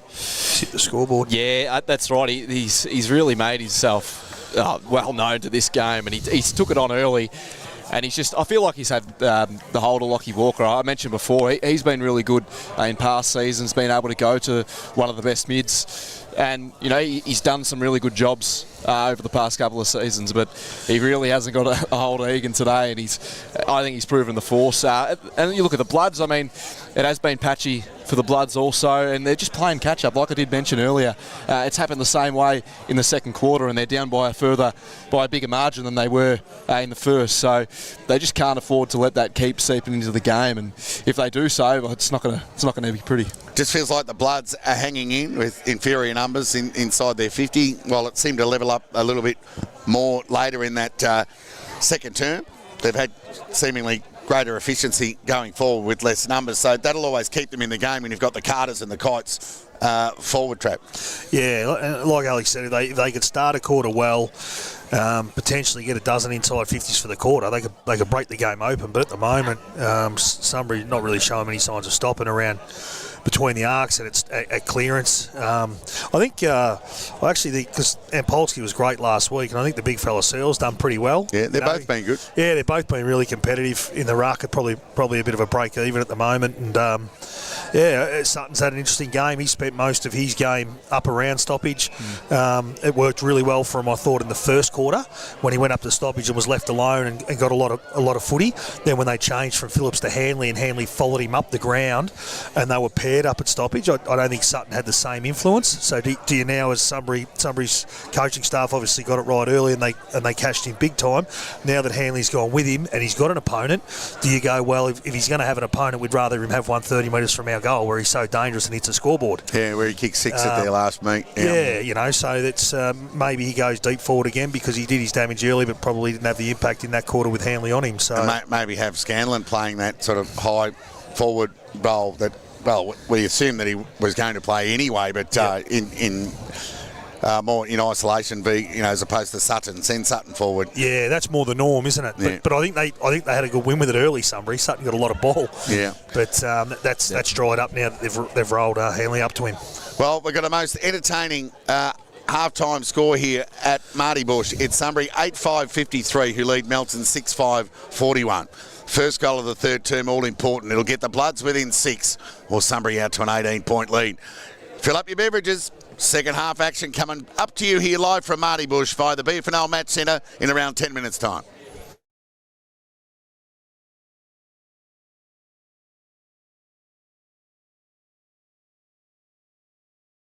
A wise man told me that if I play Monopoly at Macca's, I have a 1 in 3 chance of winning from over 49 million prizes every time. It's me. I'm the wise man. Play in the app.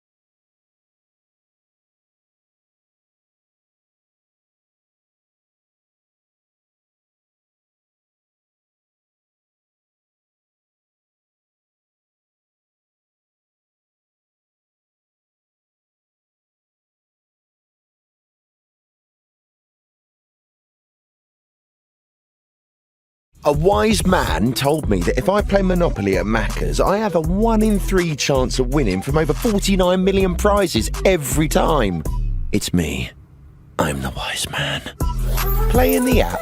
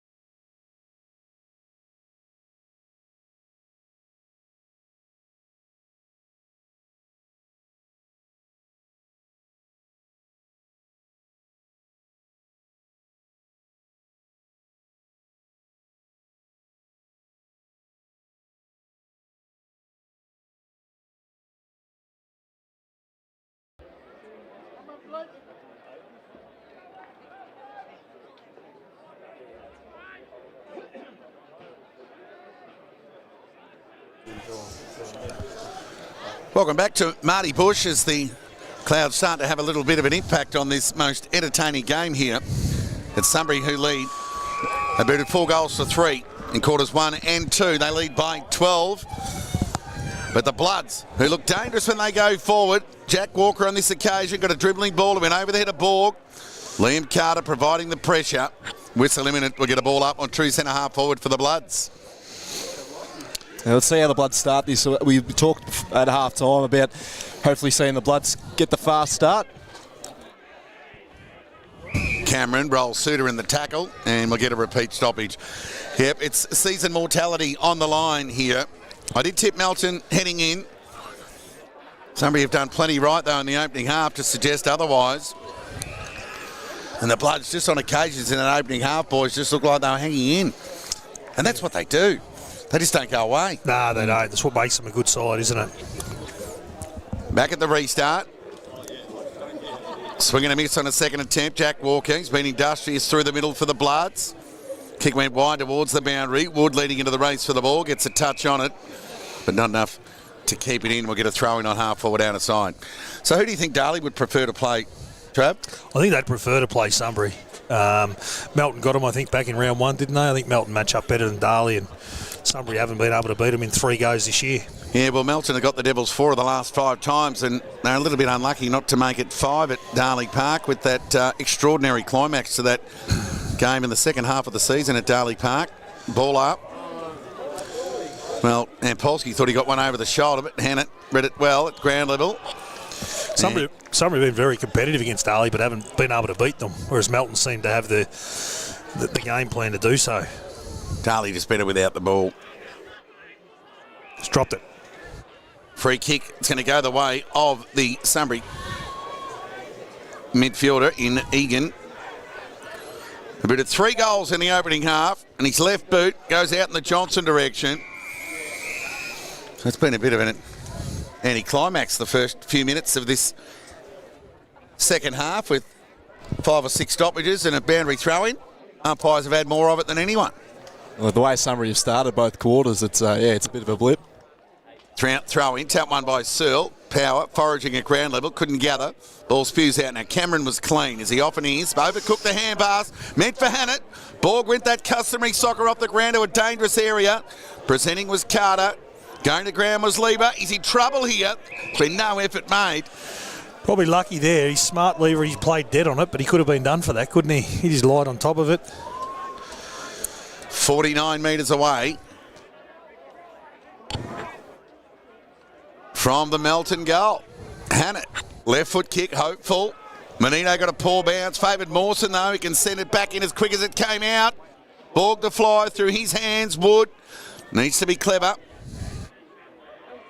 And he was in the end as he fed the ball by hand to Muir, who ran out of time. Well, ran out of space, more importantly. Over the line. Suited with the corralling to lock it inside the Bloods forward 50. Sutton has, because we've discussed it a few times, Sutton has stayed at home this quarter. He hasn't gone up to stoppage, and Phillips is with him. Boundary throw in.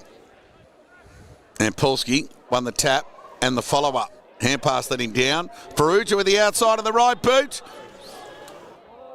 Ground ball opportunity. Good pressure there from the Bloods through Kite. On Tendanella, and we'll get a ball up. Let off there for the Bloods, because Sunbury have been, although their defence has looked a little suspect, they've been pretty well set up in front of the forwards. Yep. A drop like that's, very costly in those circumstances. Faruja, hand pass, only went as far as Muir, who fed it to Power, who went with the right boot. It was a poor kick, really, in the end. Foot race on here. Menino got a favourable bounce, then went to ground, as a few Bloods have today on this firm deck. Hand pass from Handley, fed to Jack Walker, who went towards the attacking 50. Neither side could gain the ascendancy. Shovelled out there by Egan to Miller. Just a territory gain, really. And Lockton Walker holds up McLean, and we'll get a stoppage, not for the first time in the opening 10 minutes of this third term. Touch of class, Menino, hasn't he? A really classy type. Very explosive player for the light frame that he's got. Ball up. Searle with the tap, went boundary side. Davis went to ground. Powell was clean, threw it onto the left boot. Doyle presented, went through his hands, and then he went to ground. Now Johnson presented.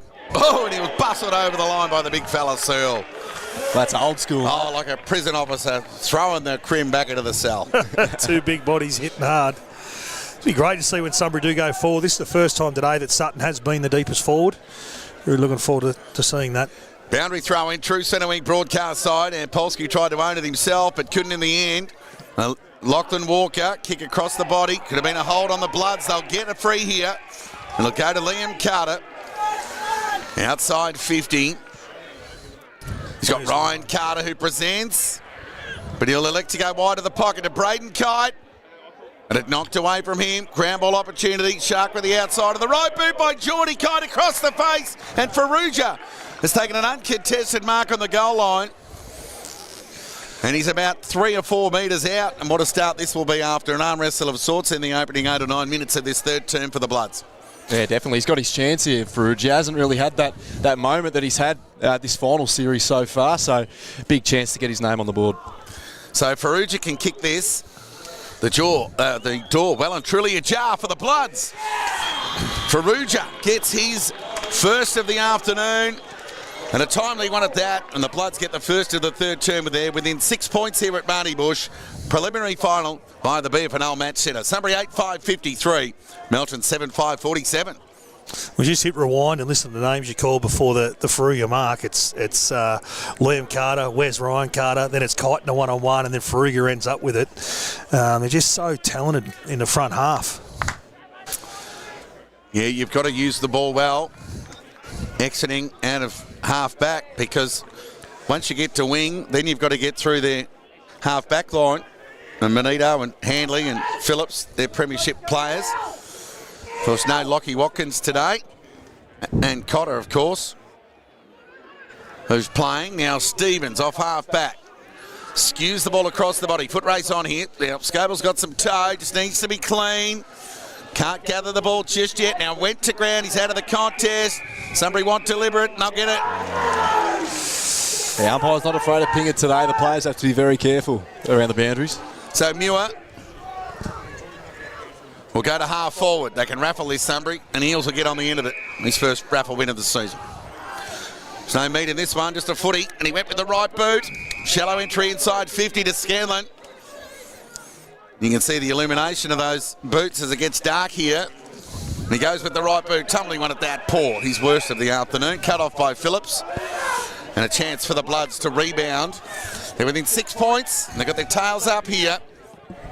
Right foot kick to the outer side of the ground.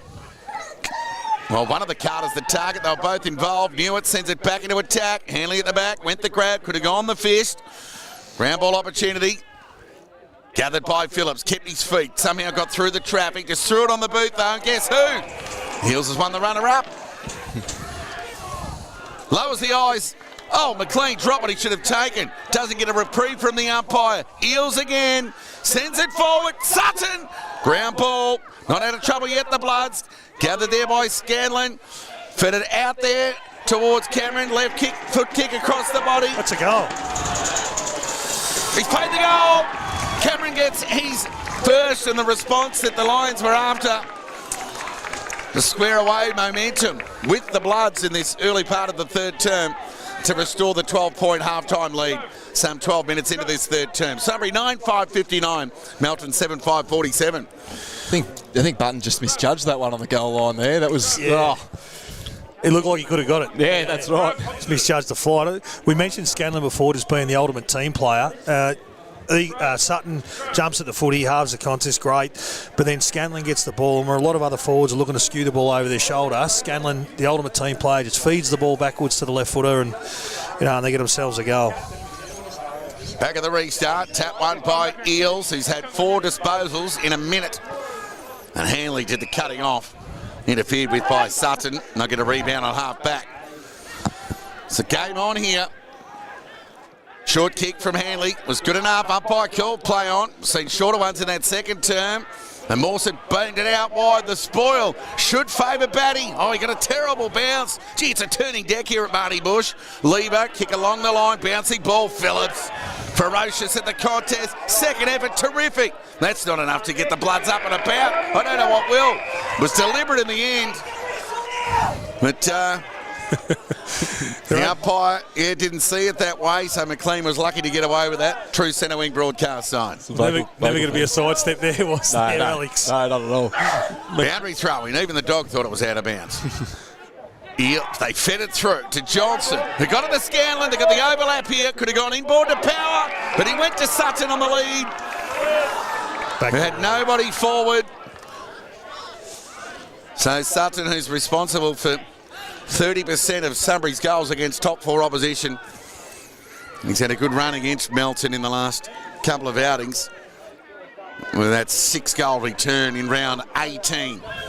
He's been goalless this afternoon, but sometimes footy can change in finals, and his contribution up the ground was important in the first quarter and a bit. But now there's an important shot on goal here and a chance to get back-to-back for Sunbury. Sutton's kick is in. Back-to-back goals for the Lions. Real guilty. I love the way they've used Sutton today. So, you know, one goal, but they've used him high in that first quarter. So, although he didn't score, he spent no time inside forward 50, Toddy. And then, obviously, you know, we talked about they rolled one up to him, took away his influence, and they've sent him now as the deepest forward. He looks so dangerous there, coming at the ball the last 2 times he's come at it. Sunbury 10-5-65, lead Melton 7-5-47. Yeah, he just, as you said, he's used his prowess around the ground today, which has been credit to him and Sunbury to be able to find other avenues to go. Back at the restart, Perugia into the ruck, outmuscled on that occasion by Eels, who's been important. Get his forward 50 entry here. He's had a good 8 minutes, Eels. Mawson went to the thump, went boundary side, bouncing ball. And Buston happy to see it over the line for a boundary throw-in. Real sniff here, haven't they? Yeah, there.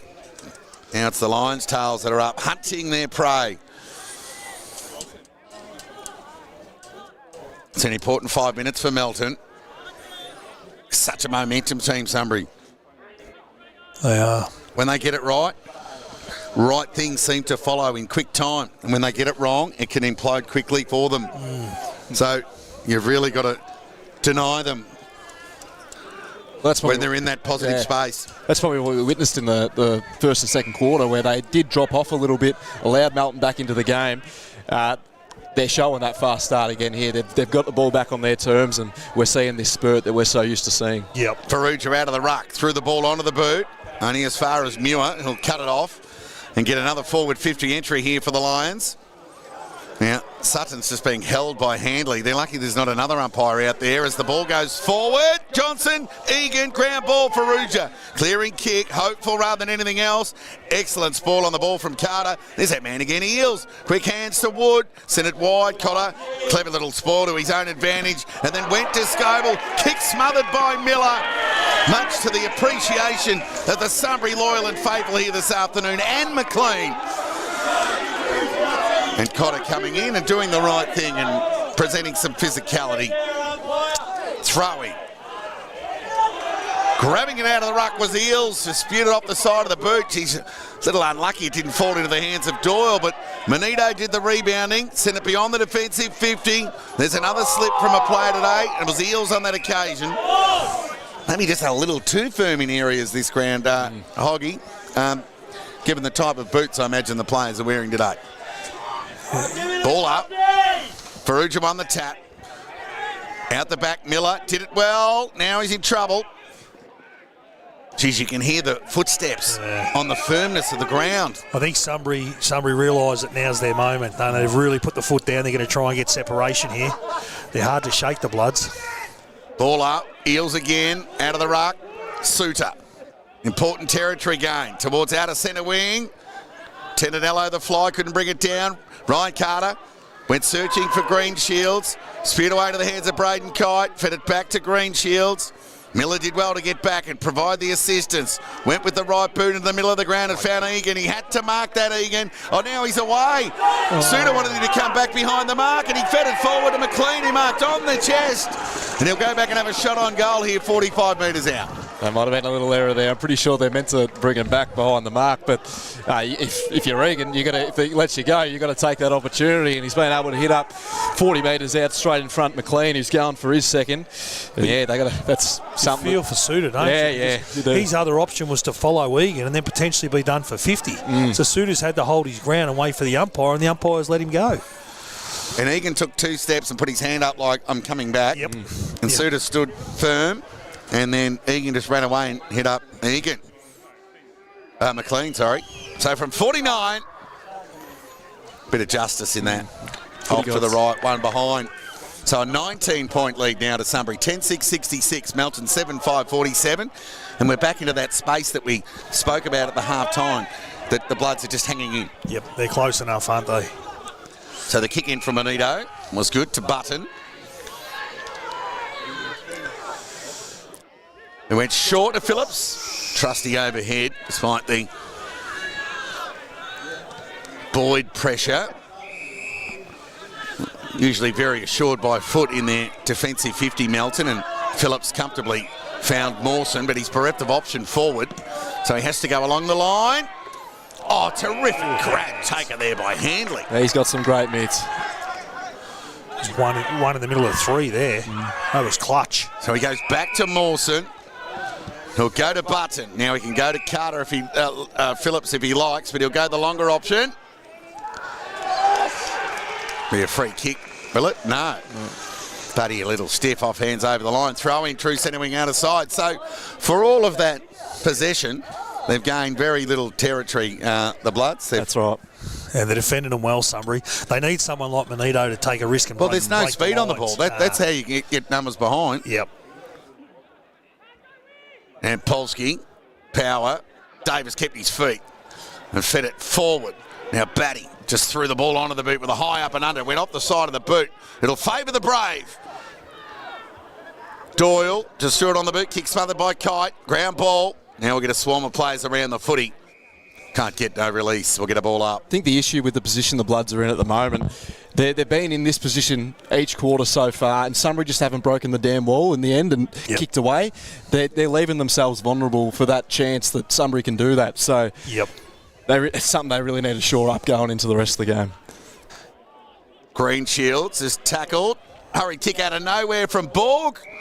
It's hard. Gee, had enough on it. Had a bounce on the full. It's hard when you're always trying to make ground, isn't it? That's right. You know, you're up against it. They've just had the answers, Sunbury. They booted 4 goals to 3 in the opening term, 4-3 in the second, and now 2 goals to 1 in the third. Manito in front will get a hold. Advantage, she's paid it. And the advantage has been paid, and it's ended up in the hands of Braden Kite. Yeah, I think that's... After the Bloods kicked the first, Sunbury kicked the first 3 goals of the game, Braden Kite was able to get that captain response, albeit from the boundary line. Now Sunbury with the last 2 goals in this third term, they're going back to the well and asking another one from the man himself, Braden Kite. He always does, doesn't he? He's a wonderful captain. He gets it done when it's needed. He'd bob up in your soup, Kite, as he shoots towards goal, and he snuck it in. Captain's goal by 2, and Braden Kite has 2 for the afternoon. Both very important ones against the run of play, albeit back-to-back goals too. Sunbury, and they're back within 13, the Bloods. As we said, they just won't go away. Sunbury need to be on their medal for the remainder to earn a spot in a grand final. 8-5-53 Melton, trails Sunbury 10-6-66, 13-point lead to the Lions. Do feel for the Sunbury defenders a little bit there with that advantage. I think the umpire, it looked like he wasn't going to be paying it, pulling it back. He blew his whistle again to try and signal that the ball was coming back. Lands in Kite's hands. He kind of changed his mind a little bit. So a couple of little umpiring errors. Square up maybe. Yeah, back in the middle of the ground now. Polsky the fly, won the tap. Oh, coming off half back was Handley. Just needed a handball support. Didn't get any. Now he's in trouble. Holding the ball. Oh, he just couldn't get the support run to the outside. Gather was clean. So the short kick from Cameron, overcooked it. Kick was meant for Doyle. Now Batty will do the mopping up. Slow hand pass to Jack Walker. Button gathered on the second attempt. Green Shields, heavy hand pass went through the hands of Batty. And then Green Shields got the ricochet, took a running bounce and went wide to Braden Kite. Grand ball Not out of trouble yet, the Lions. Kite might have overcommitted over the shoulder. So Sunbury will get out of trouble through Murphy Boyd. He'll go short to Gallant. Sunbury lead by 13 points here. Third quarter action. Line by the BFNL match centre from Marty Bush reserve. Right foot kick. Egan did the roving. Couldn't get away from the tackle of Phillips. And the ball spilled over the line for a boundary throw-in. Yeah, the pressure is still well and truly there. It's usually around this point in the quarter that we'll see and the Bloods get themselves back into the game. So yeah, we'll watch the space. Throw in. Tap one by Polsky. Will give him that. And we'll get a restart. 13-point lead to Sunbury. Still anyone's going. Just who can get a roll, because it's all been about back-to-back goals here today. The twos and the threes have just been matched at the other end. Soccer off the ground there from Lant. Inside 50, Cotter tackled, released the ball to Phillips. Now this kick needs to be good.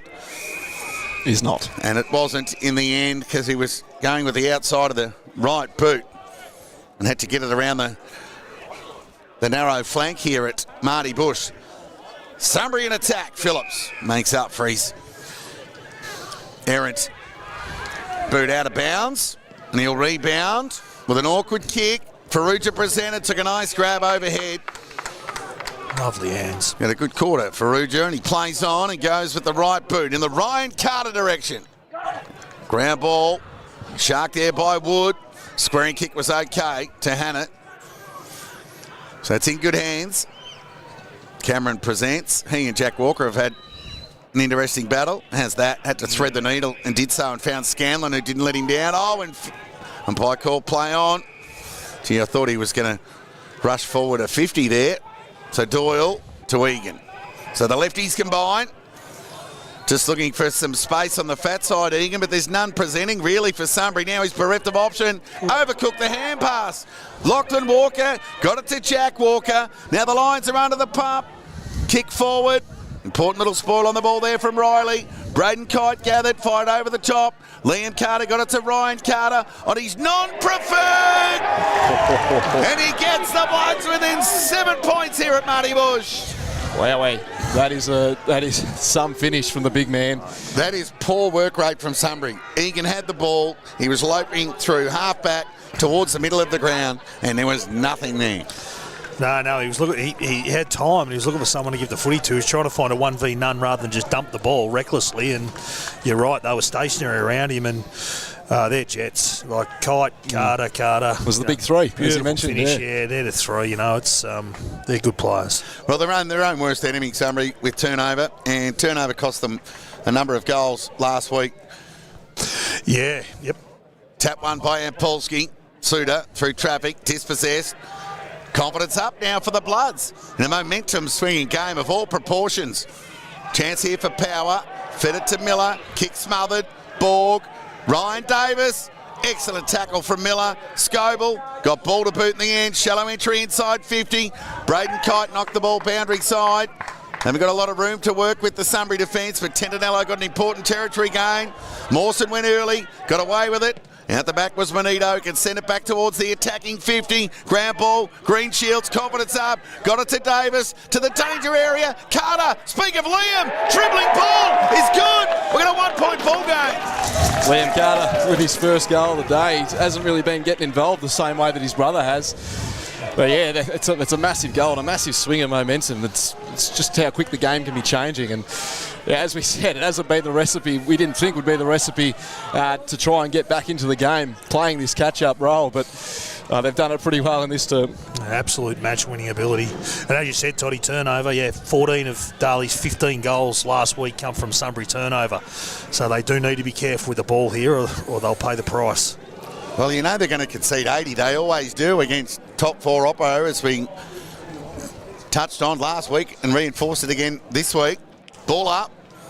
Loose ball. Sutton off half forward. Gathered and took the body contact from Suda to square away a stoppage. So Melton with 4 goals to 2 in this term. And they trail by a point. Ball up. Searle won the tap. Manito, right place, right time. Took a little while to get rid of it. Davis, non-preferred. Hopeful. Terrible bounce for the Lions. Favoured Greenshields, who elected to knock the ball rather than grab it. Lever went without it. Geordie Kite rode the tackle. Now he's in trouble. And we get ball up on half forward for the Bloods. Did a full circle. Might have been a little bit lucky. Yeah, had the hands free as well. Yeah. We couldn't get an extra time prelim final 2 years in a row at the same venue between 2 different teams, could we? That is early. Ball up. Tap one by Searle. Suter went to ground. Opened the door for Power. Loves the handball give and receive. This time it was the give to Doyle. Outside of the left boot. Found McLean. And a shank. So Geordie Cotter. So the more under the pump Sunbury get, the slower they move the ball. Yep. When they're up and about, it's all systems go. When momentum against, they slow it down, turn it over. Look like 2 different teams. Yep, Blandry throwing. Tap one by Searle. Handley read it best. Uncontested in the end. It went high and up and under. Half a dozen players fly. Important spoil on the ball from Scanlon. Now Eels is in real trouble. And pinged there by Davis. Now they're full of run, the Bloods. Davis with the left boot to half forward. Oh, Hanley nearly brought it down, just dropped his head at the last moment. Scanlon. Doyle, take it to the ground, ball up. Intensity's gone up. So does the Bloods get a couple? I mean, well, the state of the game has gone up in intensity, so too the pressure as we're in time on in this third term. We get another ball up here. This player's quite happy just to keep it in and suck some air into the lungs ahead of the 3/4 time siren. Sunbury have led all day. They're hanging in at the moment. It's just 1 point. Ball up on Sunbury's half forward line. Players happy just to take another breath. Settle for another stoppage. Yeah, they've had a couple of them in a row, but with Melton, with this momentum, they've got to realise still how dangerous Sunbury can be, flipping the ball and rebounding from 50. Searle got a dribble kick, went about 8 or 9 metres. Oh, you're in trouble, Miller. Lachlan Walker got the loose ball, sent the left boot into attack, but only as far as Scanlon. Riley, territory gain to outer centre wing. 50-50 ball, gathered by Scoble. Now that was clean, that was better from Max. A right foot kick towards the attacking 50. Let him down as he blazed away. Was cut off there by Lever. So he sent the ball wide towards Doyle's got a couple to beat. Oh, it was a good grab in the end. He worked that out well. He did, he was outnumbered 2v1. So where's the work rate? Pushing forward. Johnson's the only one. And Heaney got the important fist on at the safety of the boundary line. We'll get a throw in, attacking side of centre wing broadcast side for Sunbury. Sunbury, like they did last quarter, late in the quarter, they sent Scanlon back behind the ball again. What's changed this quarter is Melton that actually sent one forward to match him. But, yeah, so it's equal numbers at both ends with Sunbury. Searle was super in the ruck. Took a while to get rid of it. Had to release the ball by hand to Batty. He was dispossessed. Loose ball. Good pressure from Handley on Muir. And we'll get another stoppage. Half forward broadcast side for Sunbury. So Melton with an extra player at the stoppage and Sunbury with theirs 50 metres behind it. Searle and Eels. Searle. Cameron dispossessed by Suter. Opportunity. Swing and a miss 5 foot there from Power. And we'll get another ball up. Stoppage game really settling in here. And honestly, at the moment, it's probably favouring the Bloods. Early on, the stoppages were definitely favouring Sunbury by the way they were able to shape the ball out, but they're just not getting that same continuity. Well, Sunbury need to continue to take the game on. Melton prepared to do so. Suter out of stoppage. Right foot kick to the attacking 50. Oh, that was super. Left foot kick there from Newitt, and he's non-preferred. Got a territory going to be cut off by Jack Walker. Fed the ball back in to Suter. Shrugged the tackle there of Muir. Sent it towards the attacking 50. Ground ball. Scanlon. Doyle. Sweeping hand pass. Got it over the top to Miller. Right foot kick. Scoble and Lant. Lant's outnumbered. There's a few bloods there. They should be able to work it out. They do. This time through Searle. Kick smothered. Davis went the hopeful rather than anything else. Volley. Scanlon, touch of the fumbles, gets a second crack at it. Now a third. Shoveled it out to Cameron. He's got some toe. Right foot kick. Inside 50. Sutton wanted the hold. Phillips provided the pressure. And some good support there from the Sunbury defence. Now in trouble. Cameron kept running. Fed the ball by hand to Sutton. High. Umpire call play on. No, the non-officiating umpire has pushed forward and paid that free kick to Sutton. I don't know if I agree. And he'll go back and have a shot on goal here for his second of the afternoon. Did play for it, but it was expertly done. It was high, but I think it was high because he dropped his shoulder and lifted his arm. Well, the officiating umpire was in the perfect spot. And nailed it, I reckon. Tell you what, Sunbury don't get this opportunity without the two efforts from Scanlon down back. Basically, huge. 4-on-1, both instances, being able to spin out and get the ball forward, able to rebound and get forward. It was fantastic work. Yep. He's back there as that +1 and terrific at it. So Sutton will kick from just inside 50. Kicked his only goal of the game in the third term. Got it. And this will be his second. That's probably the other thing I was going to say. When that last stoppage that Melton won on this wing and they just dumped the ball forward, they've got to be careful. If they're going to play an extra one at stoppage and let Sunbury have one behind the ball, they've got to use that extra one at stoppage and transition out with their hands. Otherwise, it's going to go to Scanlon. Yeah, I'm not sure what the people at home tuning in via the BFNL match centre this afternoon in a tight game, their assessment of that tackle on Sutton, I reckon they'd be split 50-50. I think you can make a case either way. And that was actually the case with the two umpires. One thought so, one thought not. Goal to Sutton. Egan. High. That's another one. He's drawn that. Yeah. So you've got to get the ball moving here, Egan, once he gets up, and just get it in long. And we know that he's definitely got the ability to send this one long. So He'll oblige and go wide in the Johnson direction. Heaney's got a good spot here, and Phillips provided the support. That was a good 2-on-1 effort there by the Bloods. They work it out well. So Phillips goes towards centre wing. Farrugia went with it with one arm, and the siren sounds for three-quarter time here in the BFNL's preliminary final between Sunbury and Melton.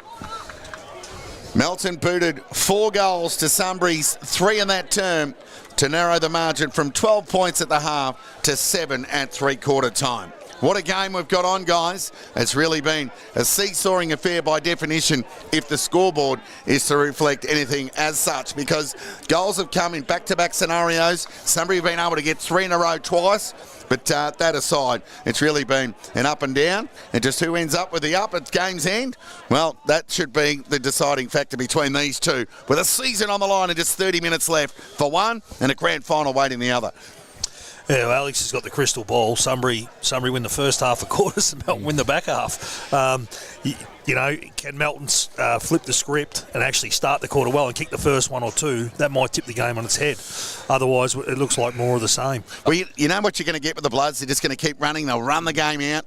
And we saw when Sunbury tried to arrest momentum back, they were a little bit sort of lazy, with all respect, with their work rate. I mean, there was a couple of clean gathers through the middle for, Egan was one example who gathered, and he just had no, he had peripheral, he looked left, he looked right, he looked forward, he had nothing, and in the end it was a turnover that resulted in a goal, and it's just little lapses like that, nothing against Egan. It was more so the lack of run from Sunbury that really cost them, as from a team perspective, a crucial goal, and got Melton within a point. But here we've got a cracker. 7-point lead to the Lions, 11-6-72.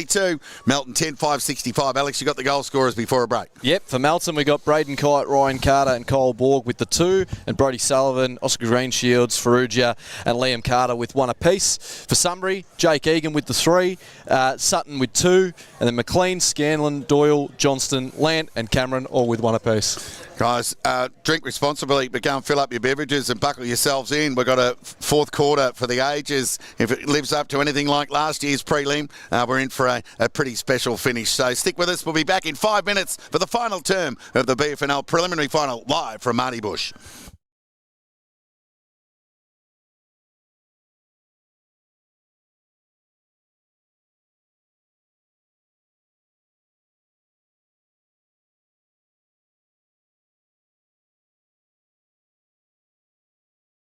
A wise man told me that if I play Monopoly at Macca's, I have a 1 in 3 chance of winning from over 49 million prizes every time.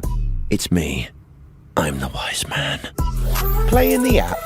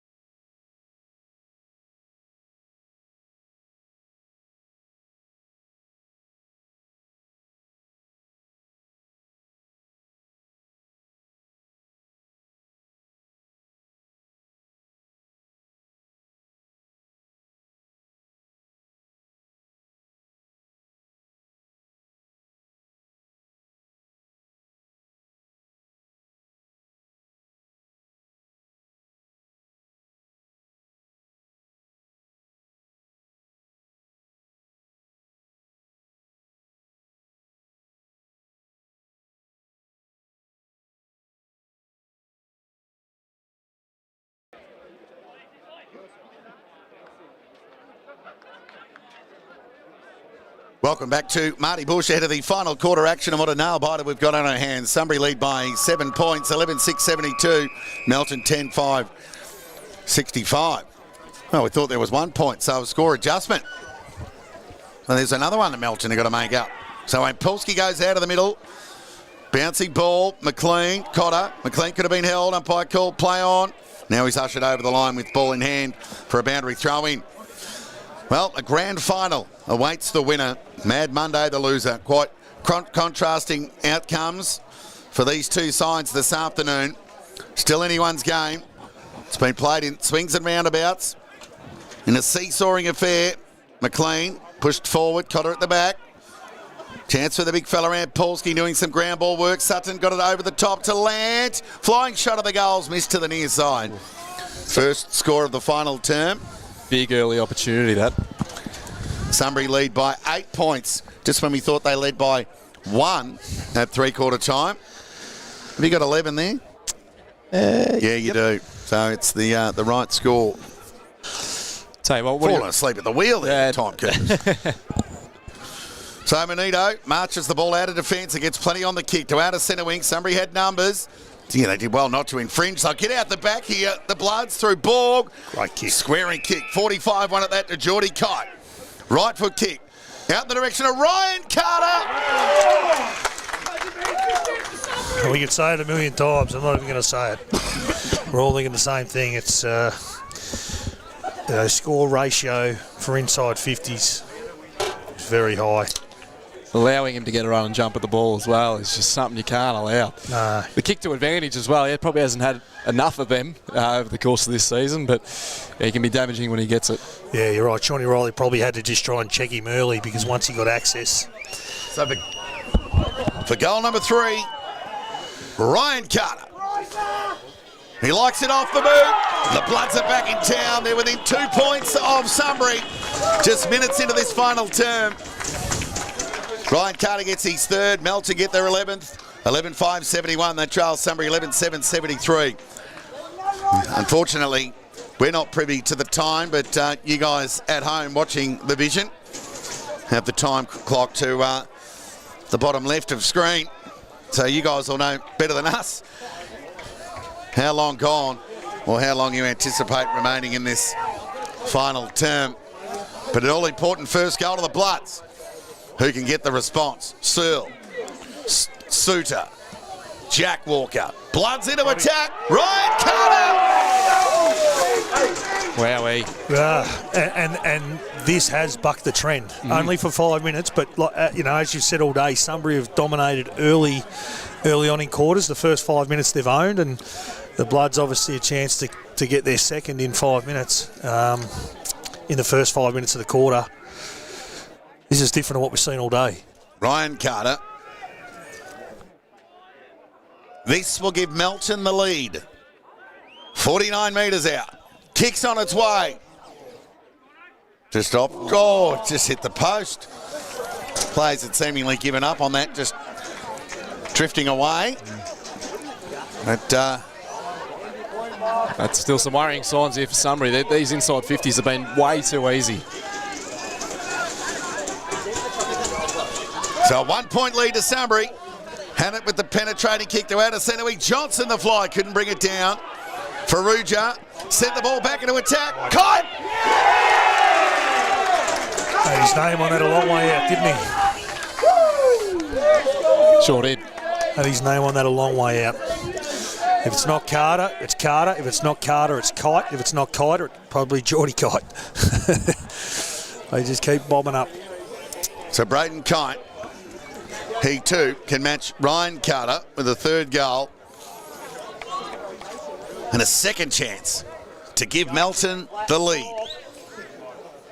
To bring the house down. Oh, copy, paste, hit the post from Ryan Carter to Braden Kite. Scores level. Wowee. You wonder what impact they might have late in the game. 2 posters back to back. Yes. From 2 of their superstars. Just how Sunbury can stay in the present. Get it done. Left foot kick. Players fly. Handley at the back. Ground ball. Muir attack on it was good. Suter caught one home.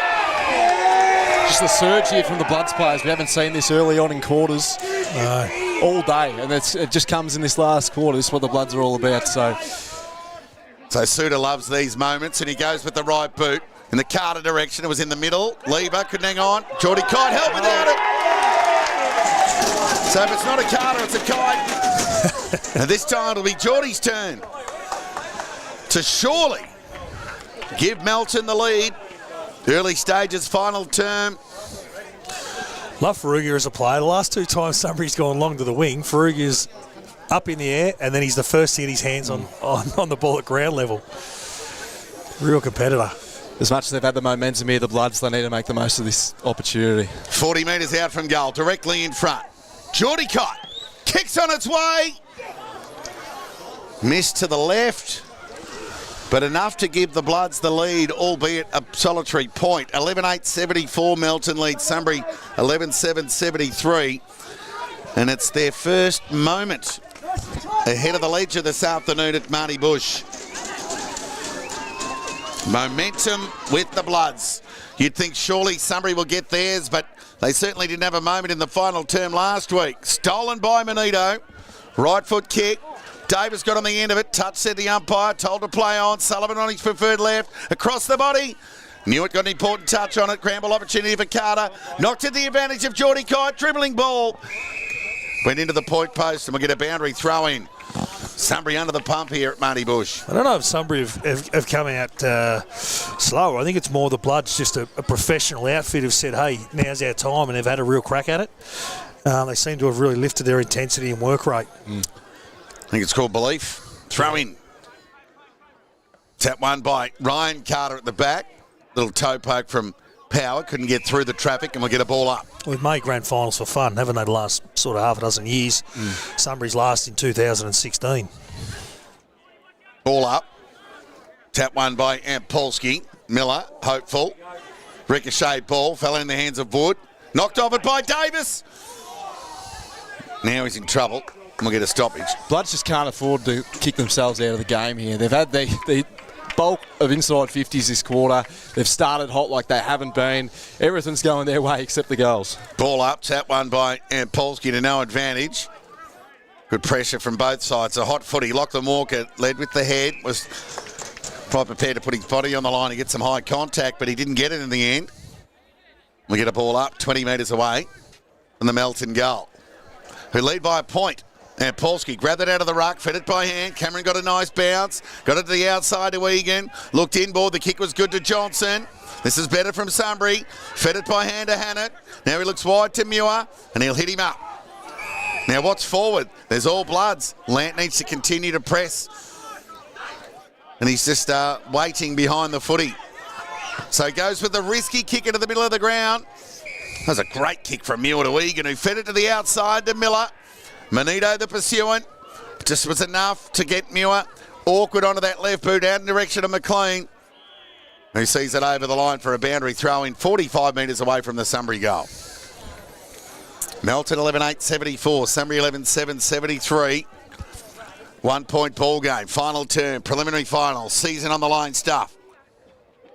Johnson grabbed it out of the ruck.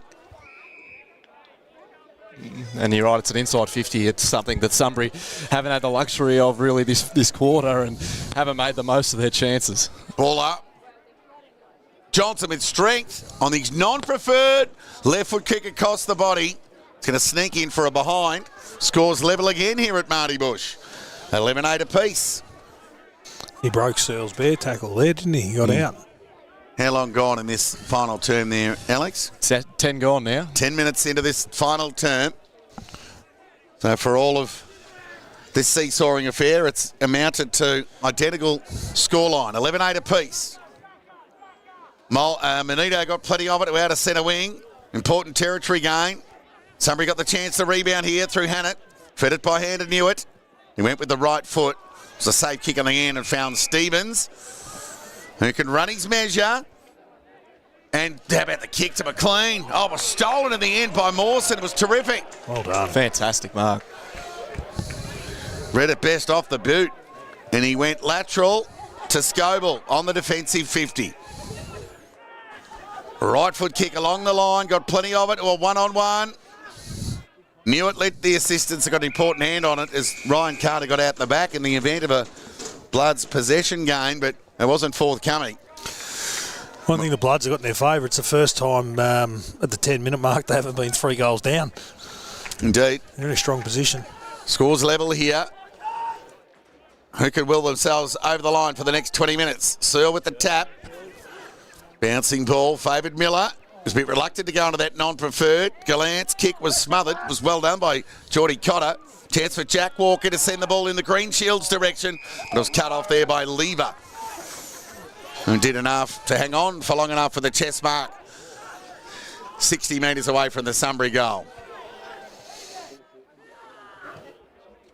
So he goes long and wide. Mawson had his handle over it, just couldn't quite bring it down.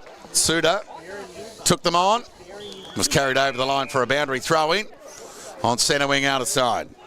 Frontal pressure's been good from the Bloods, like Mawson's left his man a couple of times and come up, but even when Sunbury's had the ball, Miller got forced backwards. They're really up in Sunbury's face, taking away their time and space this quarter. Boundary throw-in. Searle with a little tap, avoided most. Bar Sutton, who was tackled, ball held to him, and we'll get a ball up. Will the Bloods be left ruining those moments early in the final term with two posters and a miss to the left from Geordie Kite. Outside of the right boot, Eels dribbling ball to half forward. Geez, it was an almost moment there for Lant, who wanted the hold and was denied in the end. Swarm of players around the footy. And we'll get a ball up. That's the thing, the Bloods have been the team with the momentum, but Sunbury themselves picked the 2 points as well. They had the chance to, against the grain, get some score on the board themselves. So both teams inaccurate. So we'll get a repeat stoppage. Gee, Brock Lant getting some attention there from two, if not three Melton players. But won't bother him much. He's an angry little ant, Brock. Ball up. Searle. Use of the body to no real advantage. Lant shoveled it out to Stevens. Rightful kick across the body. Awkward bounce. Sutton fed it over the top. Running into an open goal was Lant. Sunbury have got the lead here at Marty Bush.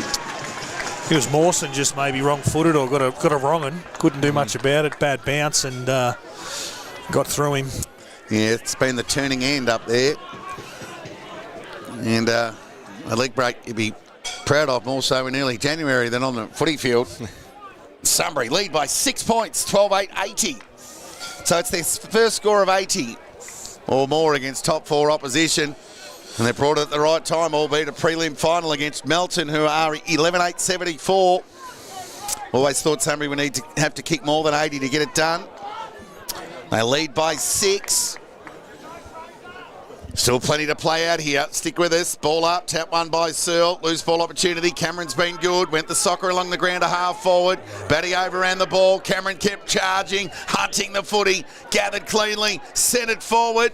Bouncing ball. Nearly favoured Johnson in the end, but just ran out of space over the line for a boundary throw-in. Didn't get the link with the kick, but the pickup was fantastic there after a bold batty. They had the outnumber, but it was just very clean there. Yep. Yeah, he's been one of the cleanest throughout the afternoon, Cameron, with his ground ball. So Sunbury in attack. Melton's turn to defend. Use of the body on Johnson. Lawful, said the umpire. Jack Walker just thumped it away into a swarm of players, and we'll get a ball up. So now it's Sunbury's turn for some time inside there. Forward 50. Searle grabbed it out of the ruck and got a territory gain momentarily because it was cut off by Muir just outside 50. And all the Sunbury forwards, bar Sutton, lead in the same direction. So he goes to Sutton. He's got it! Wow. Well, what was seemingly an outnumber against Sutton. He's been able to manoeuvre. And the meat and the sandwich has taken the grab. He's an inevitable player. He just pops up at the right time, and he's won a 3v1 there. He had Searle standing in front of him, and then I think he had his direct opponent. He might have had Mawson there as well. He does read the ball very well, the flight of the ball, doesn't he? He's exceptional at that. But with bodies and arms and hands in the way. Yeah, no, he's a special talent, Jake. He can really play. And we saw a bit of it last night at the AFL level, players unable to hang on to a ball through traffic. But Sutton was able to, and he was able to finish. And Sunbury, as the pattern of the afternoon has unfolded, back-to-back goals for Sunbury and an important 12-point lead. Midway through this final term here at Marty Bush, 13-8-86. Melton 11-8-74. Sutton's got 3, all in the second half. Loved his game, and the only reason he wasn't getting them early is because he was high up the ground. He's been fantastic. He showed both areas of his game so well, and what a time to do it in a final like this. So you look to the other end and you think Kite Carter, they need to get the ball down there. 17 minutes gone, final term. Jack Walker wanted the hold, he'll get it. So they're off, looking to move the ball quickly. They go in the Ryan Carter direction. Waiting at ground level was Wood. Missed the target, meant for Gallant. Needs to bend on an awkward gather. Fed it by hand and Newitt. He'll fumble it through for a rushed behind. So an 11-point lead now to Sunbury. 86 plays 75. So Tindinello's quite good overhead, but he'll elect to go to the outer side, does Lever, with a piercing drop punt over the head of Scanlon. They've got some numbers here, the Bloods, through Lachlan Walker. He'll send it back into attack, and Gallant took a nice overhead, uncontested in the end. Sunbury just trying to find an overlap, but just can't get one. So he just fires the ball out towards Ampolsky.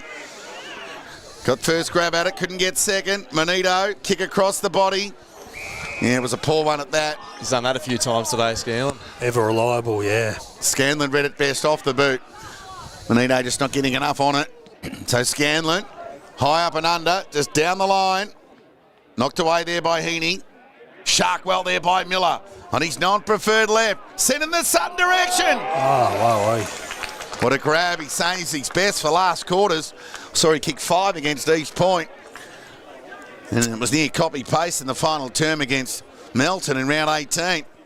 He's pointed straight at the goals, but you just wonder if there's a tick lead coming because... It's a long way out. Yeah, man of the mark at 51. What's he got to kick? 54, 55 metres. He's happy to take 30 off the clock, Hoggy. Yep, I think so. So it'll be Sutton from outside 50 for goal number 4. So he just chips it up. The kick was good enough.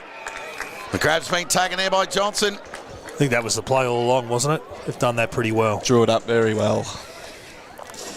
Well, you look back to the earlier players, well, we mentioned Scanlon down there, a player who was their top goal scorer last week, gets swung down back, as you mentioned early in the piece, a great swing option, and he's just been fantastic when he's dropped down back.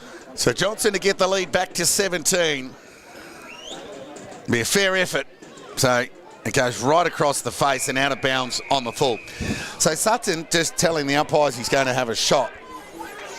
It's quite annoying that you can then go short. So what's the point of the original signal? Yeah, you should be committed to it, you think? Yeah, I think so. So Phillips will get the Bloods out of attack, out of defence momentarily. In front there was Mawson, couldn't hang on. Lockton, Walker and Glenn umpires picked out a free kick. It'll go to Walker.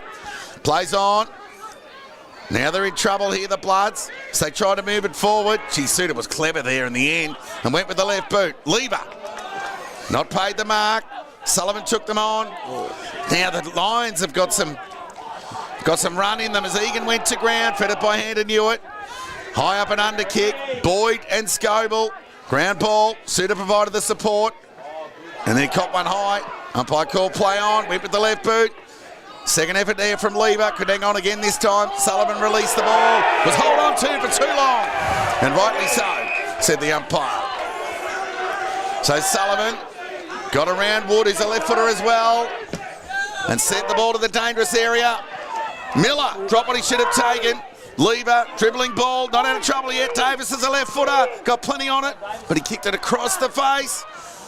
Ball bounced back in momentarily for a check back out for a boundary throw in 20 metres away from the Melton goal. Well, it is a much better result than a behind, that's for sure, for the Bloods. They can now set up and have this opportunity at goal, which they so desperately need.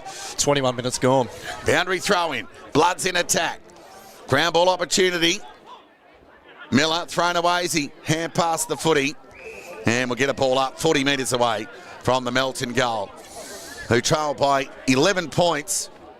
And we've been playing near 22 minutes into this final term. Time on. High again on Suda. Geez, he's got a knack of just going low at the right time. Or maybe he's just a short bloke. One of the two, because Gallant's quite tall. Strong too, isn't he? He's hard to tackle. He's stood up in a lot of tackles today. He's a very solid little man.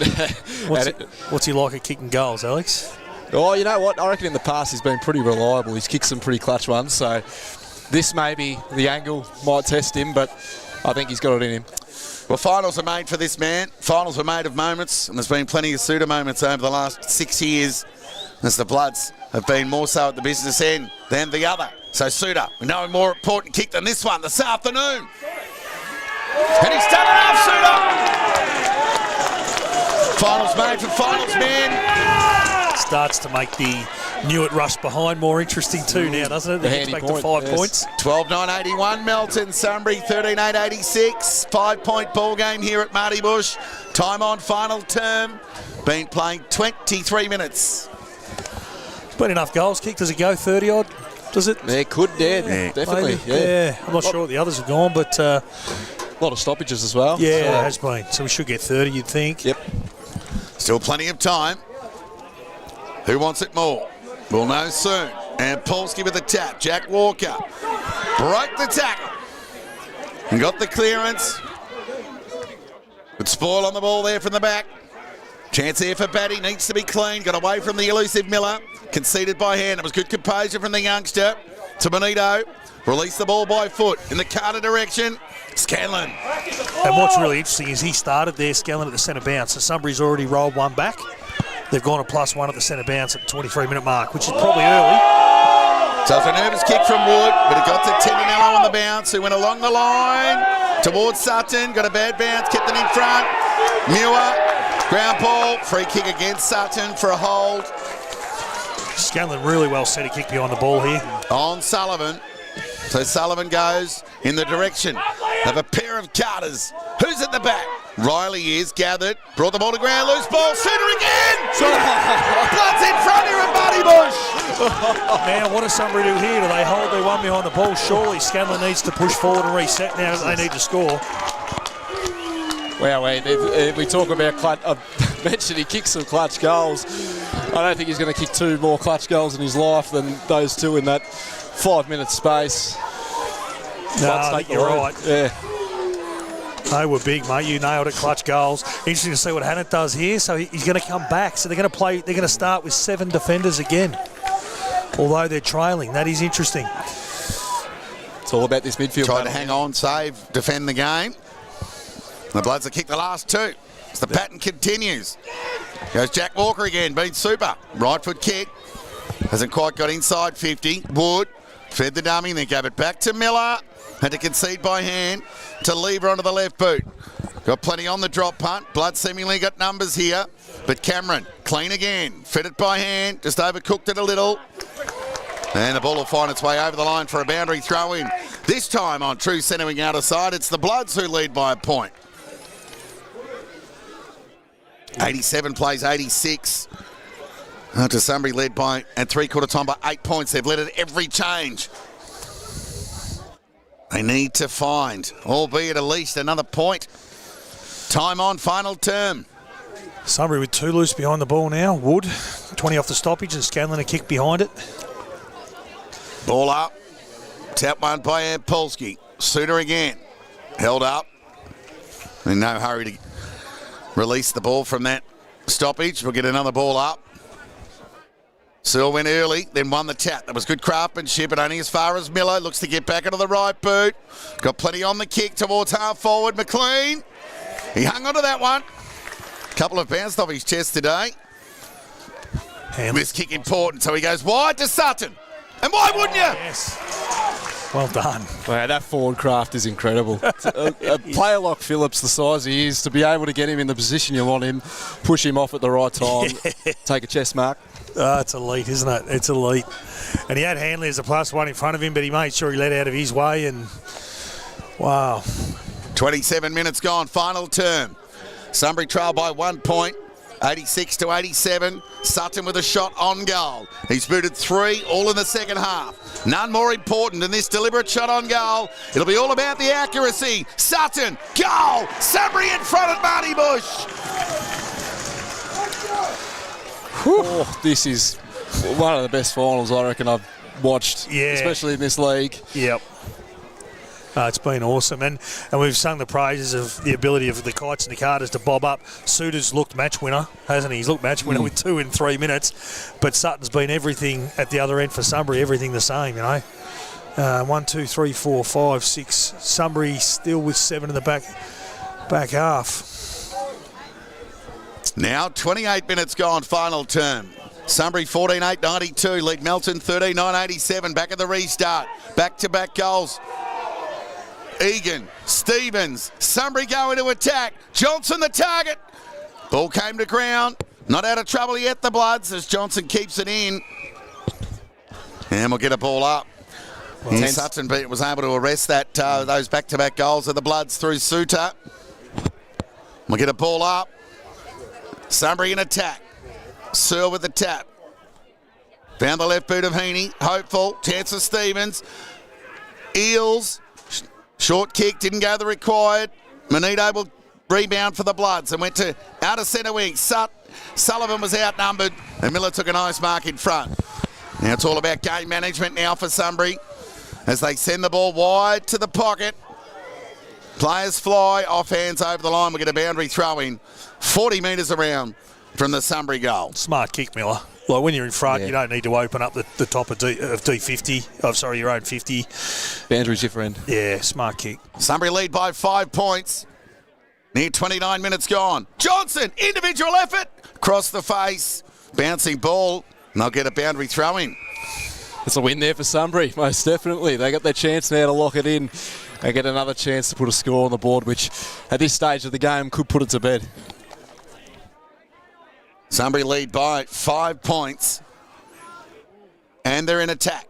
It led at every change. But we're headed in this final term. Suter did the shrug again and sent the ball beyond the defensive 50 and be happy with the territory gain. He's untackleable, Suter. You just can't tackle him. Oh, whether it's tackling or trying to mark the ball against him, he just doesn't move. 30 minutes gone. Final term. Boundary throw in. Half forward for Sunbury. Call it even. Loose ball opportunity for Lachlan Walker. Kick smothered. Ricocheted over the line. And we'll get a throw in. True centre wing broadcast side. With Sunbury goal again, they win. There's not enough time for the Bloods to get two, is there? It's all about the next score, isn't it? Yep. Throw in. Searle won the tap. Oh, missing the target. There was Stevens. Now he's gone to ground. Now he's in trouble.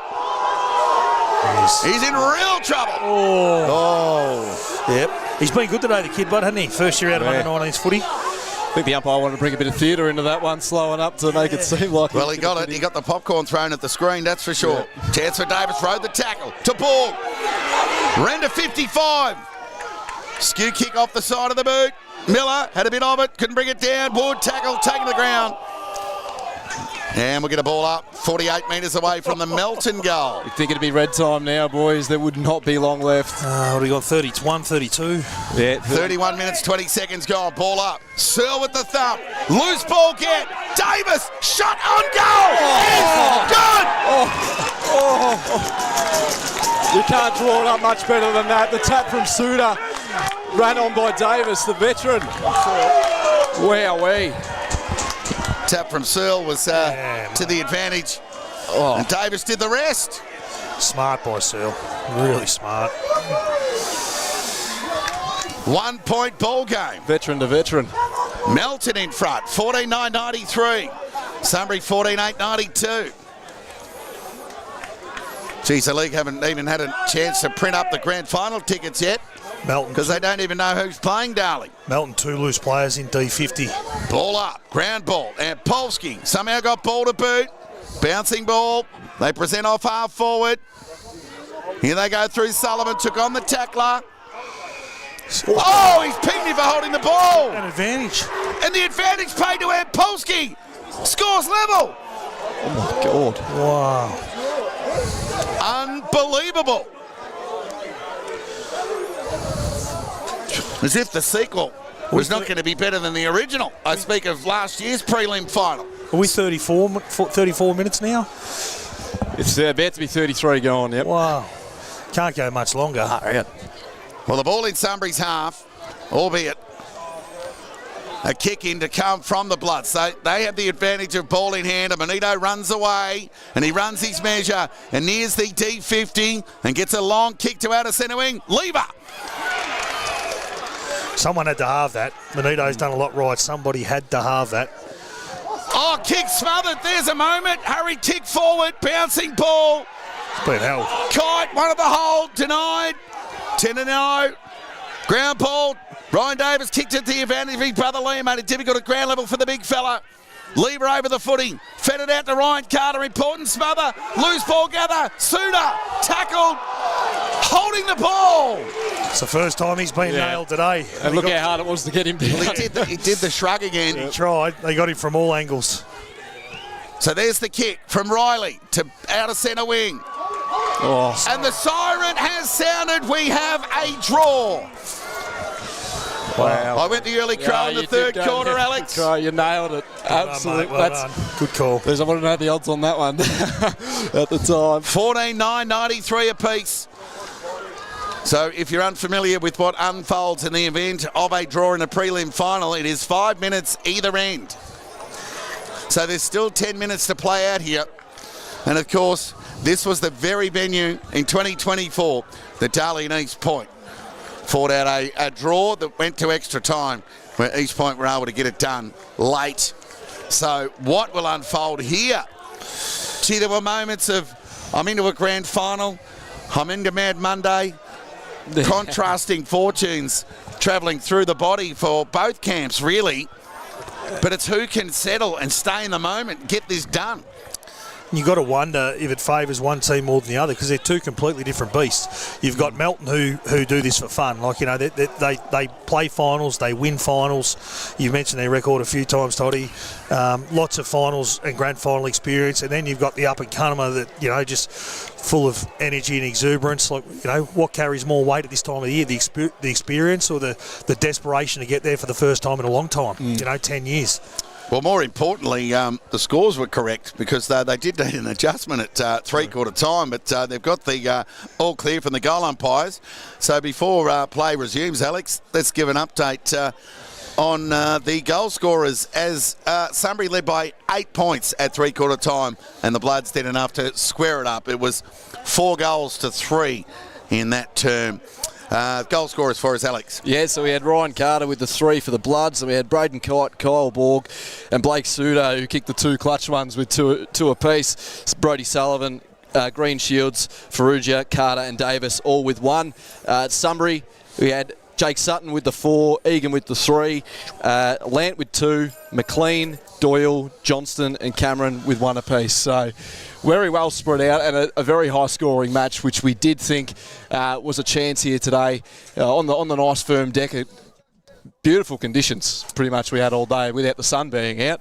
But yeah, just what a game of footy that was, and we're not done. I can't believe it. We're not done. They might even have to go and turn the lights on, guys. Geez, if I was encouraging responsible drinking at three-quarter time, now we've got a draw. I need to reinforce that. Guys, go and get a quick drink. We'll give you a spell from our voices for a minute. Chance to regroup. Turn the oven on. By the time this game's finished, the roast will be ready.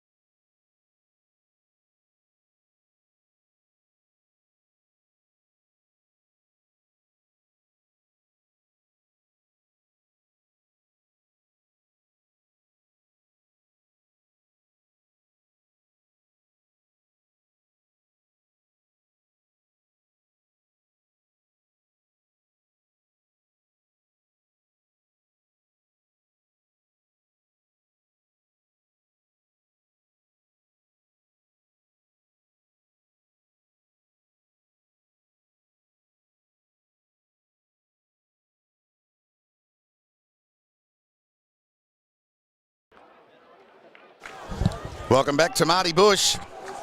again for the fifth quarter, if there's such a thing, otherwise known as extra time. Scores level. Sunbury 14-9-93. Melton 14-9-93. 5 minutes either way to decide who goes into the grand final. And Polsky out of the middle. Sends the ball towards the attacking 50. Manito didn't know if Mawson or he were going to go for it. So the ball's filled free. Lant. Pressure's hot. Handley. Applied the pressure. Scanlon's gone forward. Got it to Doyle. On his left. Kick across the body. It's just off to the right. First score of the final term. Goes to Sunbury, albeit a minor. So a 1 point advantage. Manito, who was able to lope away to the defensive 50 last time, is closed down on this occasion. Got plenty on the kick. Perugia the target. It was a good use of the body on Lever, but couldn't drag it in the end. And we'll get a boundary throw in. Might have to look to the lights like you mentioned before. I'm surprised they didn't come on during the break. Well, I'm surprised the timekeepers haven't added a point to Sunbury in the context of this game and the stakes. More so. It's been slow. I'm sure the correct score's up on the stream, Elijah. Indeed. Ball up. Tap one by Ampolsky. And the big fella loped away and sent Sunbury into attack looking for Johnson! Too strong. Too strong. It's a massive mark. That is Not there. one-on-one like that. That is fantastic to be able to, in this moment, when there's not long left in these quarters, not a lot of time, you got to make the most of these one-on-one opportunities, and he has here. Huge kick. So Johnson has just kicked the one today. Has a chance to add to this Sunbury lead and extend it from 1 to 7. Deliberate approach. And he doesn't let the Lions faithful down. Sunbury lead by 7 points here. 15-10-100. They lead Melton 14-9-93. Scoreboard not obviously used to the Borough scoring 100 points because there's just 2 zeros up there at the moment. 15-10-100 Sunbury. Johnson gets his second and a handy 7-point lead in the first period or half of extra time. 5 minutes either way. Big lead in a 10-minute game, isn't it? Definitely. Back at the restart. And Polsky with a bit of life into that leap in the ruck contest. Bloods mids fighting ferociously at ground level. And we'll get a stoppage. Darley won't be disappointed with the extra time, will they? No, nor will they in the results of the netball. They won the A and B grade. Ball up. Tap one by Ampolsky. Gee, Manito got a terrible bounce. Favoured Lander released the ball. McLean knocked it over the top to Doyle. He's on his preferred. Looks to square the kick. Scanlon got it. Done it at both ends today, Pat. Yeah, if Sunbury had to go on and finish this game off, he's a shoe-in for best on. Even though we have seen Jake Sutton and Egan take on this game, to be able to go up and down the ground and swing like he has been fantastic. Been really important. And a courageous mark. Didn't know what was coming the other way and only had eyes for the ball. It's been a real surge, hasn't there, from Sunbury at a stoppage? They've surged, hit the ball forward, tapped the ball forward, surge in numbers. And Polsky been the catalyst for those. So Scanlon. But back-to-back goals in extra time for the Lions. Oh. And he gets it done. So an ideal start in extra time for Sunbury. Scanlon gets his second. And Sunbury get their 16th. They're 16-10-106. They lead Melton 14-9-93. And we're back to a 13-point lead to the Lions. I don't want to ride the Bloods off, but it's a big start. Oh, yeah. East Point did it last year against the Devils, and it was all too much for them to reel it in. And it was more Alex Molan who did the job with 2 goals to the left of screen in that extra time finish. We're at the restart here. It'll be Ampolsky and Searle. Searle with that tap. Who's at ground level? Well, Kite came off half forward, couldn't impact the contest. And we'll get a ball up in the middle of the ground.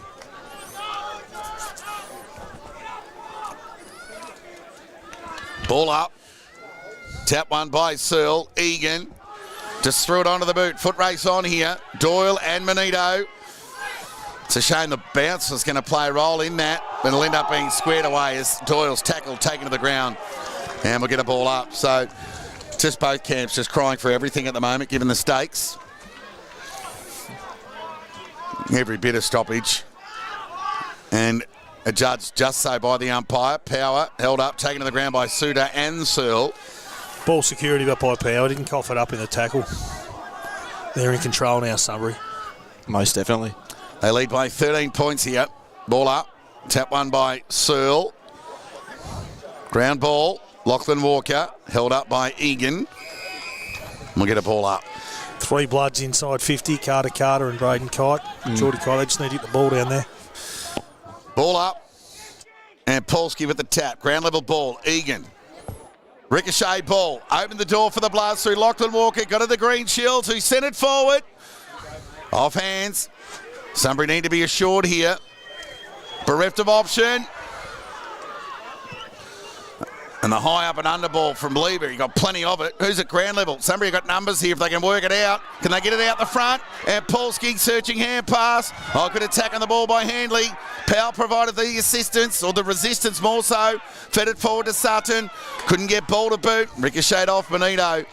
Didn't travel any required. We'll get a ball up. 50.09 metres away from the Sunbury goal, who lead by 13 points. A lot about Ampolsky in this 5-minute quarter. He has been electric. Led the surge, hasn't he? Ball up, tap one by, well, we'll call it even. Mal McLean will want to push here, and he'll get it. Momentum took him forward. And not for the first time this afternoon. I mean, we saw Walker do it in the first term. Lachlan Walker in front of us here. And that's just forward craft. That's what they do. Clever. Egan's asked him if he wants to give the handball or if he's right, and Mitchie's told him he's right, so he's going to back his leg. But like you said earlier, the 30 seconds is handy at this stage of the game, isn't it, with a 13-point lead? Meanwhile, the Devils are just sitting back and just enjoying this on the couch. Trav, this overtime is just draining more energy away from both of these sides as McLean to extend a 13-point lead for Sunbury from 51 metres. Won't get the journey. Johnson got it! From 3 back and an out number. The Coburg VFL listed big man has somehow been able to pull down an aerial. You look at the names that the Bloods had around that ball: Mawson, Manito, Hanley, Phillips, Searle even as well, and weren't able to bring that ball to ground. That's a credit to Johnson to be able to muscle his way through that pack and hold on. Strong. Yeah, as well as Ampolsky. I mean, he's been as big this quarter, that's for sure. So Johnson for goal number 3. And a 19-point separation for Sunbury. Sure. Gets it done, Johnson. He's kicked the last 2 goals of the game. He's kicked 3 for the afternoon. And Sunbury have kicked 3 unanswered in extra time, albeit the first half of. And they've got a very handy 19-point lead. How long have we been playing in this extra time? 9 minutes. 9 gone. So we're obviously in time on. Yeah, I think...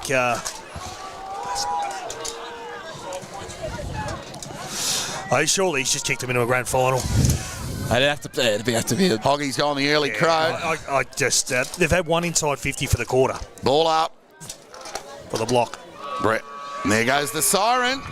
So For the first half of extra time, Sunbury kicked 3 unanswered for the period. 17-10, 112 lead. Melton 14-9, 93. We've got a 19-point lead going into the break. Hoggy. I was going to say, obviously they've got 19 points head start, but just if you just look at the way that 10 minutes was played, I think Melton, 5 minutes, sorry, Melton went inside 50 once, and it was when Egan kicked it into a Melton player's back, and it's ricocheted, and they've kicked it inside 50. They haven't looked like it. They own that 5 minute Sunbury, had all the time in forward half.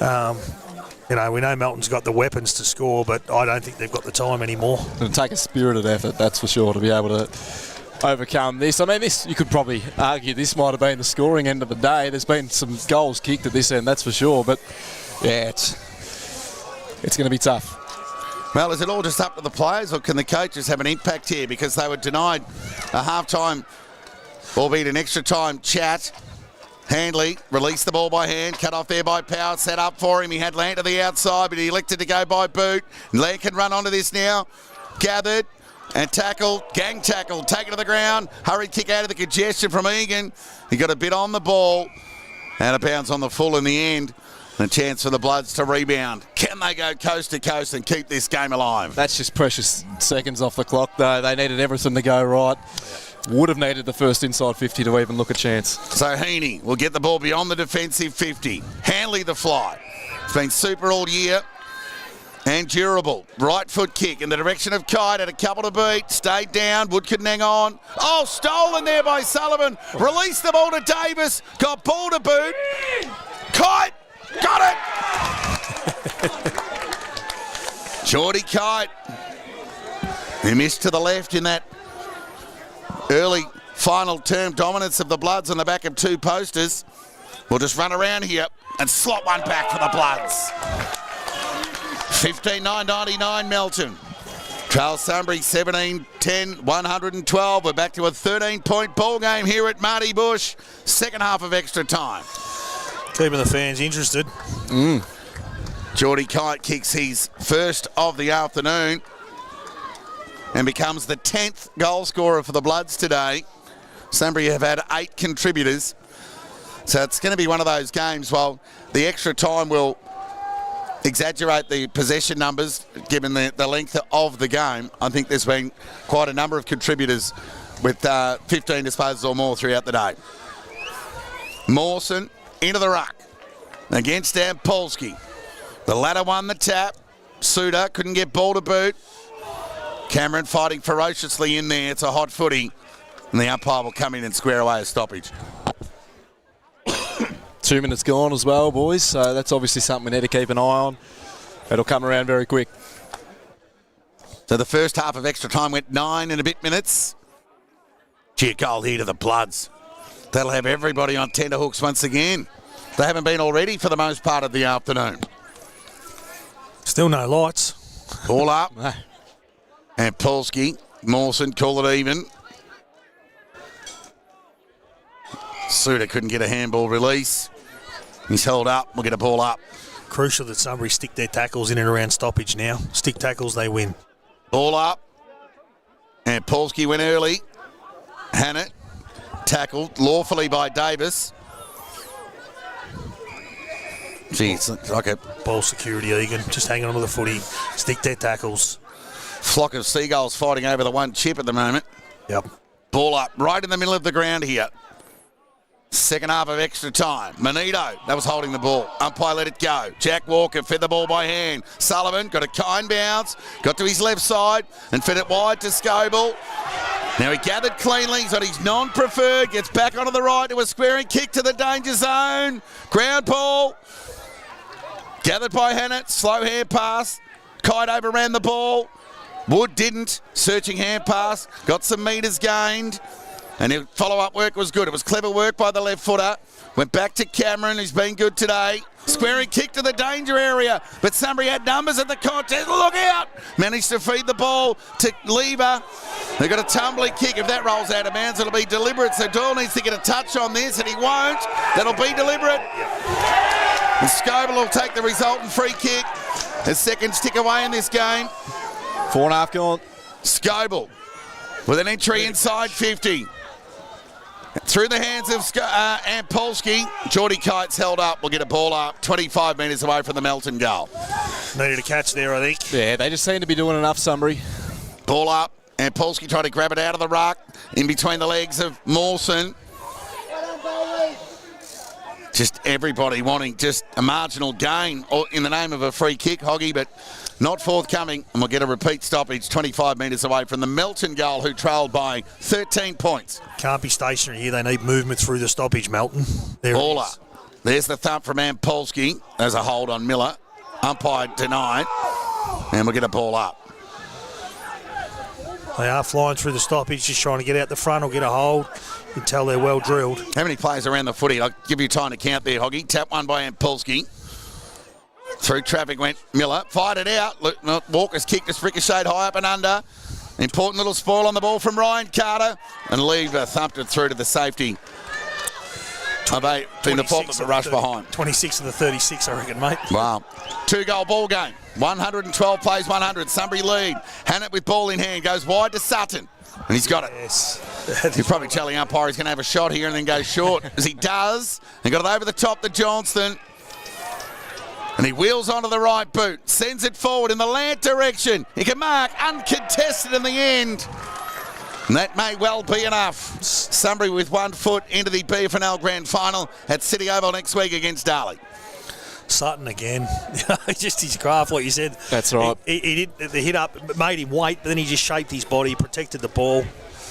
And he's one of the Lions who just does not run out of petrol. Can cover the ground at speed. His cruising speed is a difference to an average player.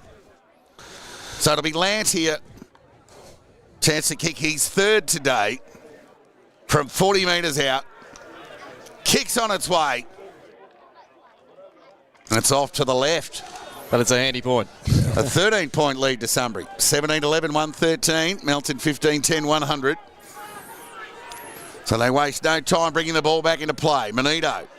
Ball will get to Phillips on the bounce. Continues the pattern with a rush kick to centre wing. Knew it. On the second grab with an intercept mark.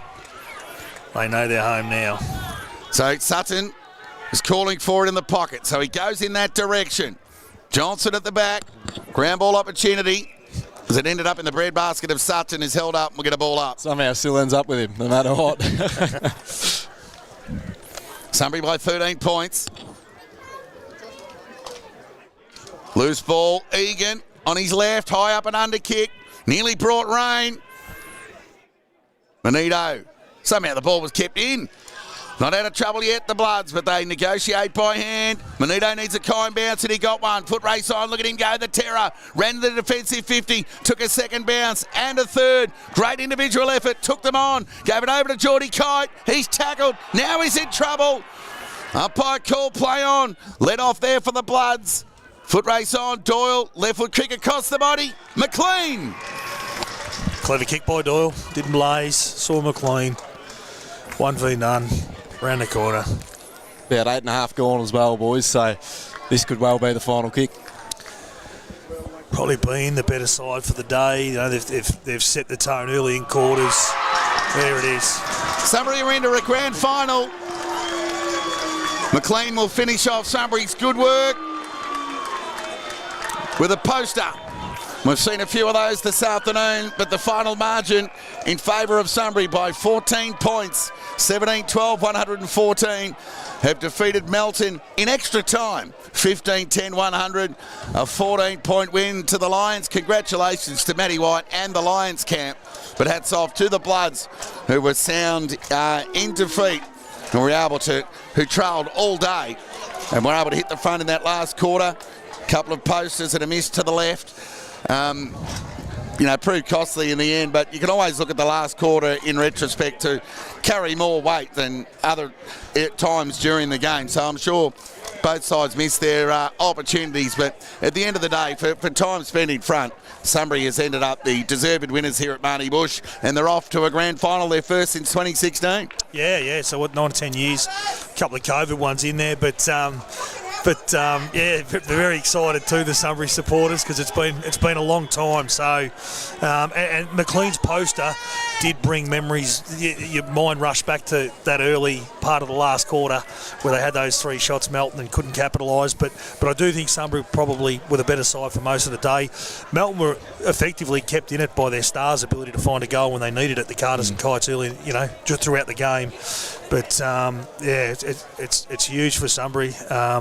It's been a long time, so Darley awaits. Well, it's been a brave campaign by Melton. This was their third final in Ballarat in as many weeks, and it was their 6th final under Troy Scoble. It was their first defeat in a final under Troy Scoble, and they had the impressive win-loss of 12-1 in Ballarat heading in. But Sunbury just a little bit too fit in the end. And just had a little bit too much firepower forward in the end with Sutton with 4 second-half goals and Johnson with 2. So between Sutton and Johnson, they booted Six. Six of their last 9 goals. So, yeah, that had a significant role in the end result. So while we've got you there, Alex, just go through the goal scorers. Yeah, no problem. For Melton, we had Ryan Carter with the 3, Blake Suter, Braden Kite and Cole Borg with 2. Then we had Geordie Kite, Ryan Davis, Liam Carter, Conrad Ferrugia, Oscar Green, Shields, Sal, all with 1. Then for Sunbury, we had 4 goals for Sutton, 3 for Egan and Johnston. Then we had 2 for Lant and Scanlon, 1 for McLean, Doyle and Cameron. So a fair few goal scorers to get through there. 32 goals. Yeah. It's a big day. I think what transpired in front of us on field for the afternoon speaks more volumes that we could possibly come up with in the post-match. So congratulations to Sunbury. You're into a grand final against the Devils, who are on a 19-0 run. They did go into their 2023 grand final on a 9-0 run, and they were certainly made to earn it against North Ballarat in that come-from-behind victory. So Sunbury should hold no fears, rather embrace the week, and a real roll of the dice and a real chance, knowing they've been in front against the Devils at their last 3 meets by 20 points or more. So it's game on. Darley will meet Sunbury at City Oval in the McDonald's 2025 BFNL Grand Final. So on behalf of the crew as Sunbury and Melton leave the field, Elijah, thanks very much for your contribution right throughout the year behind the camera. He's been given next weekend off. Thanks very much to Alex Kerr, Travis Hodgson joining us, and Todd Whelan. We bid you all a very good afternoon, now evening from Marty Bush, and be sure to join us again next week for the big one. It's the BFNL McDonald's 2025 Grand Final between Darley and Sunbury.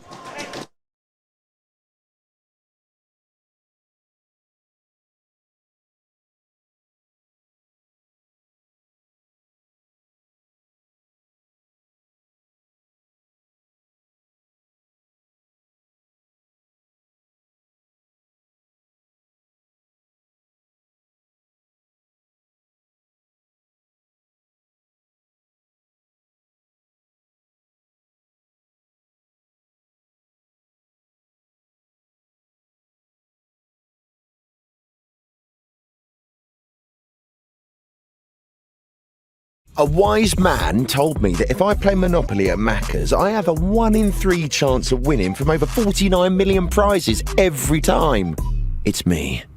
I'm the wise man. Play in the app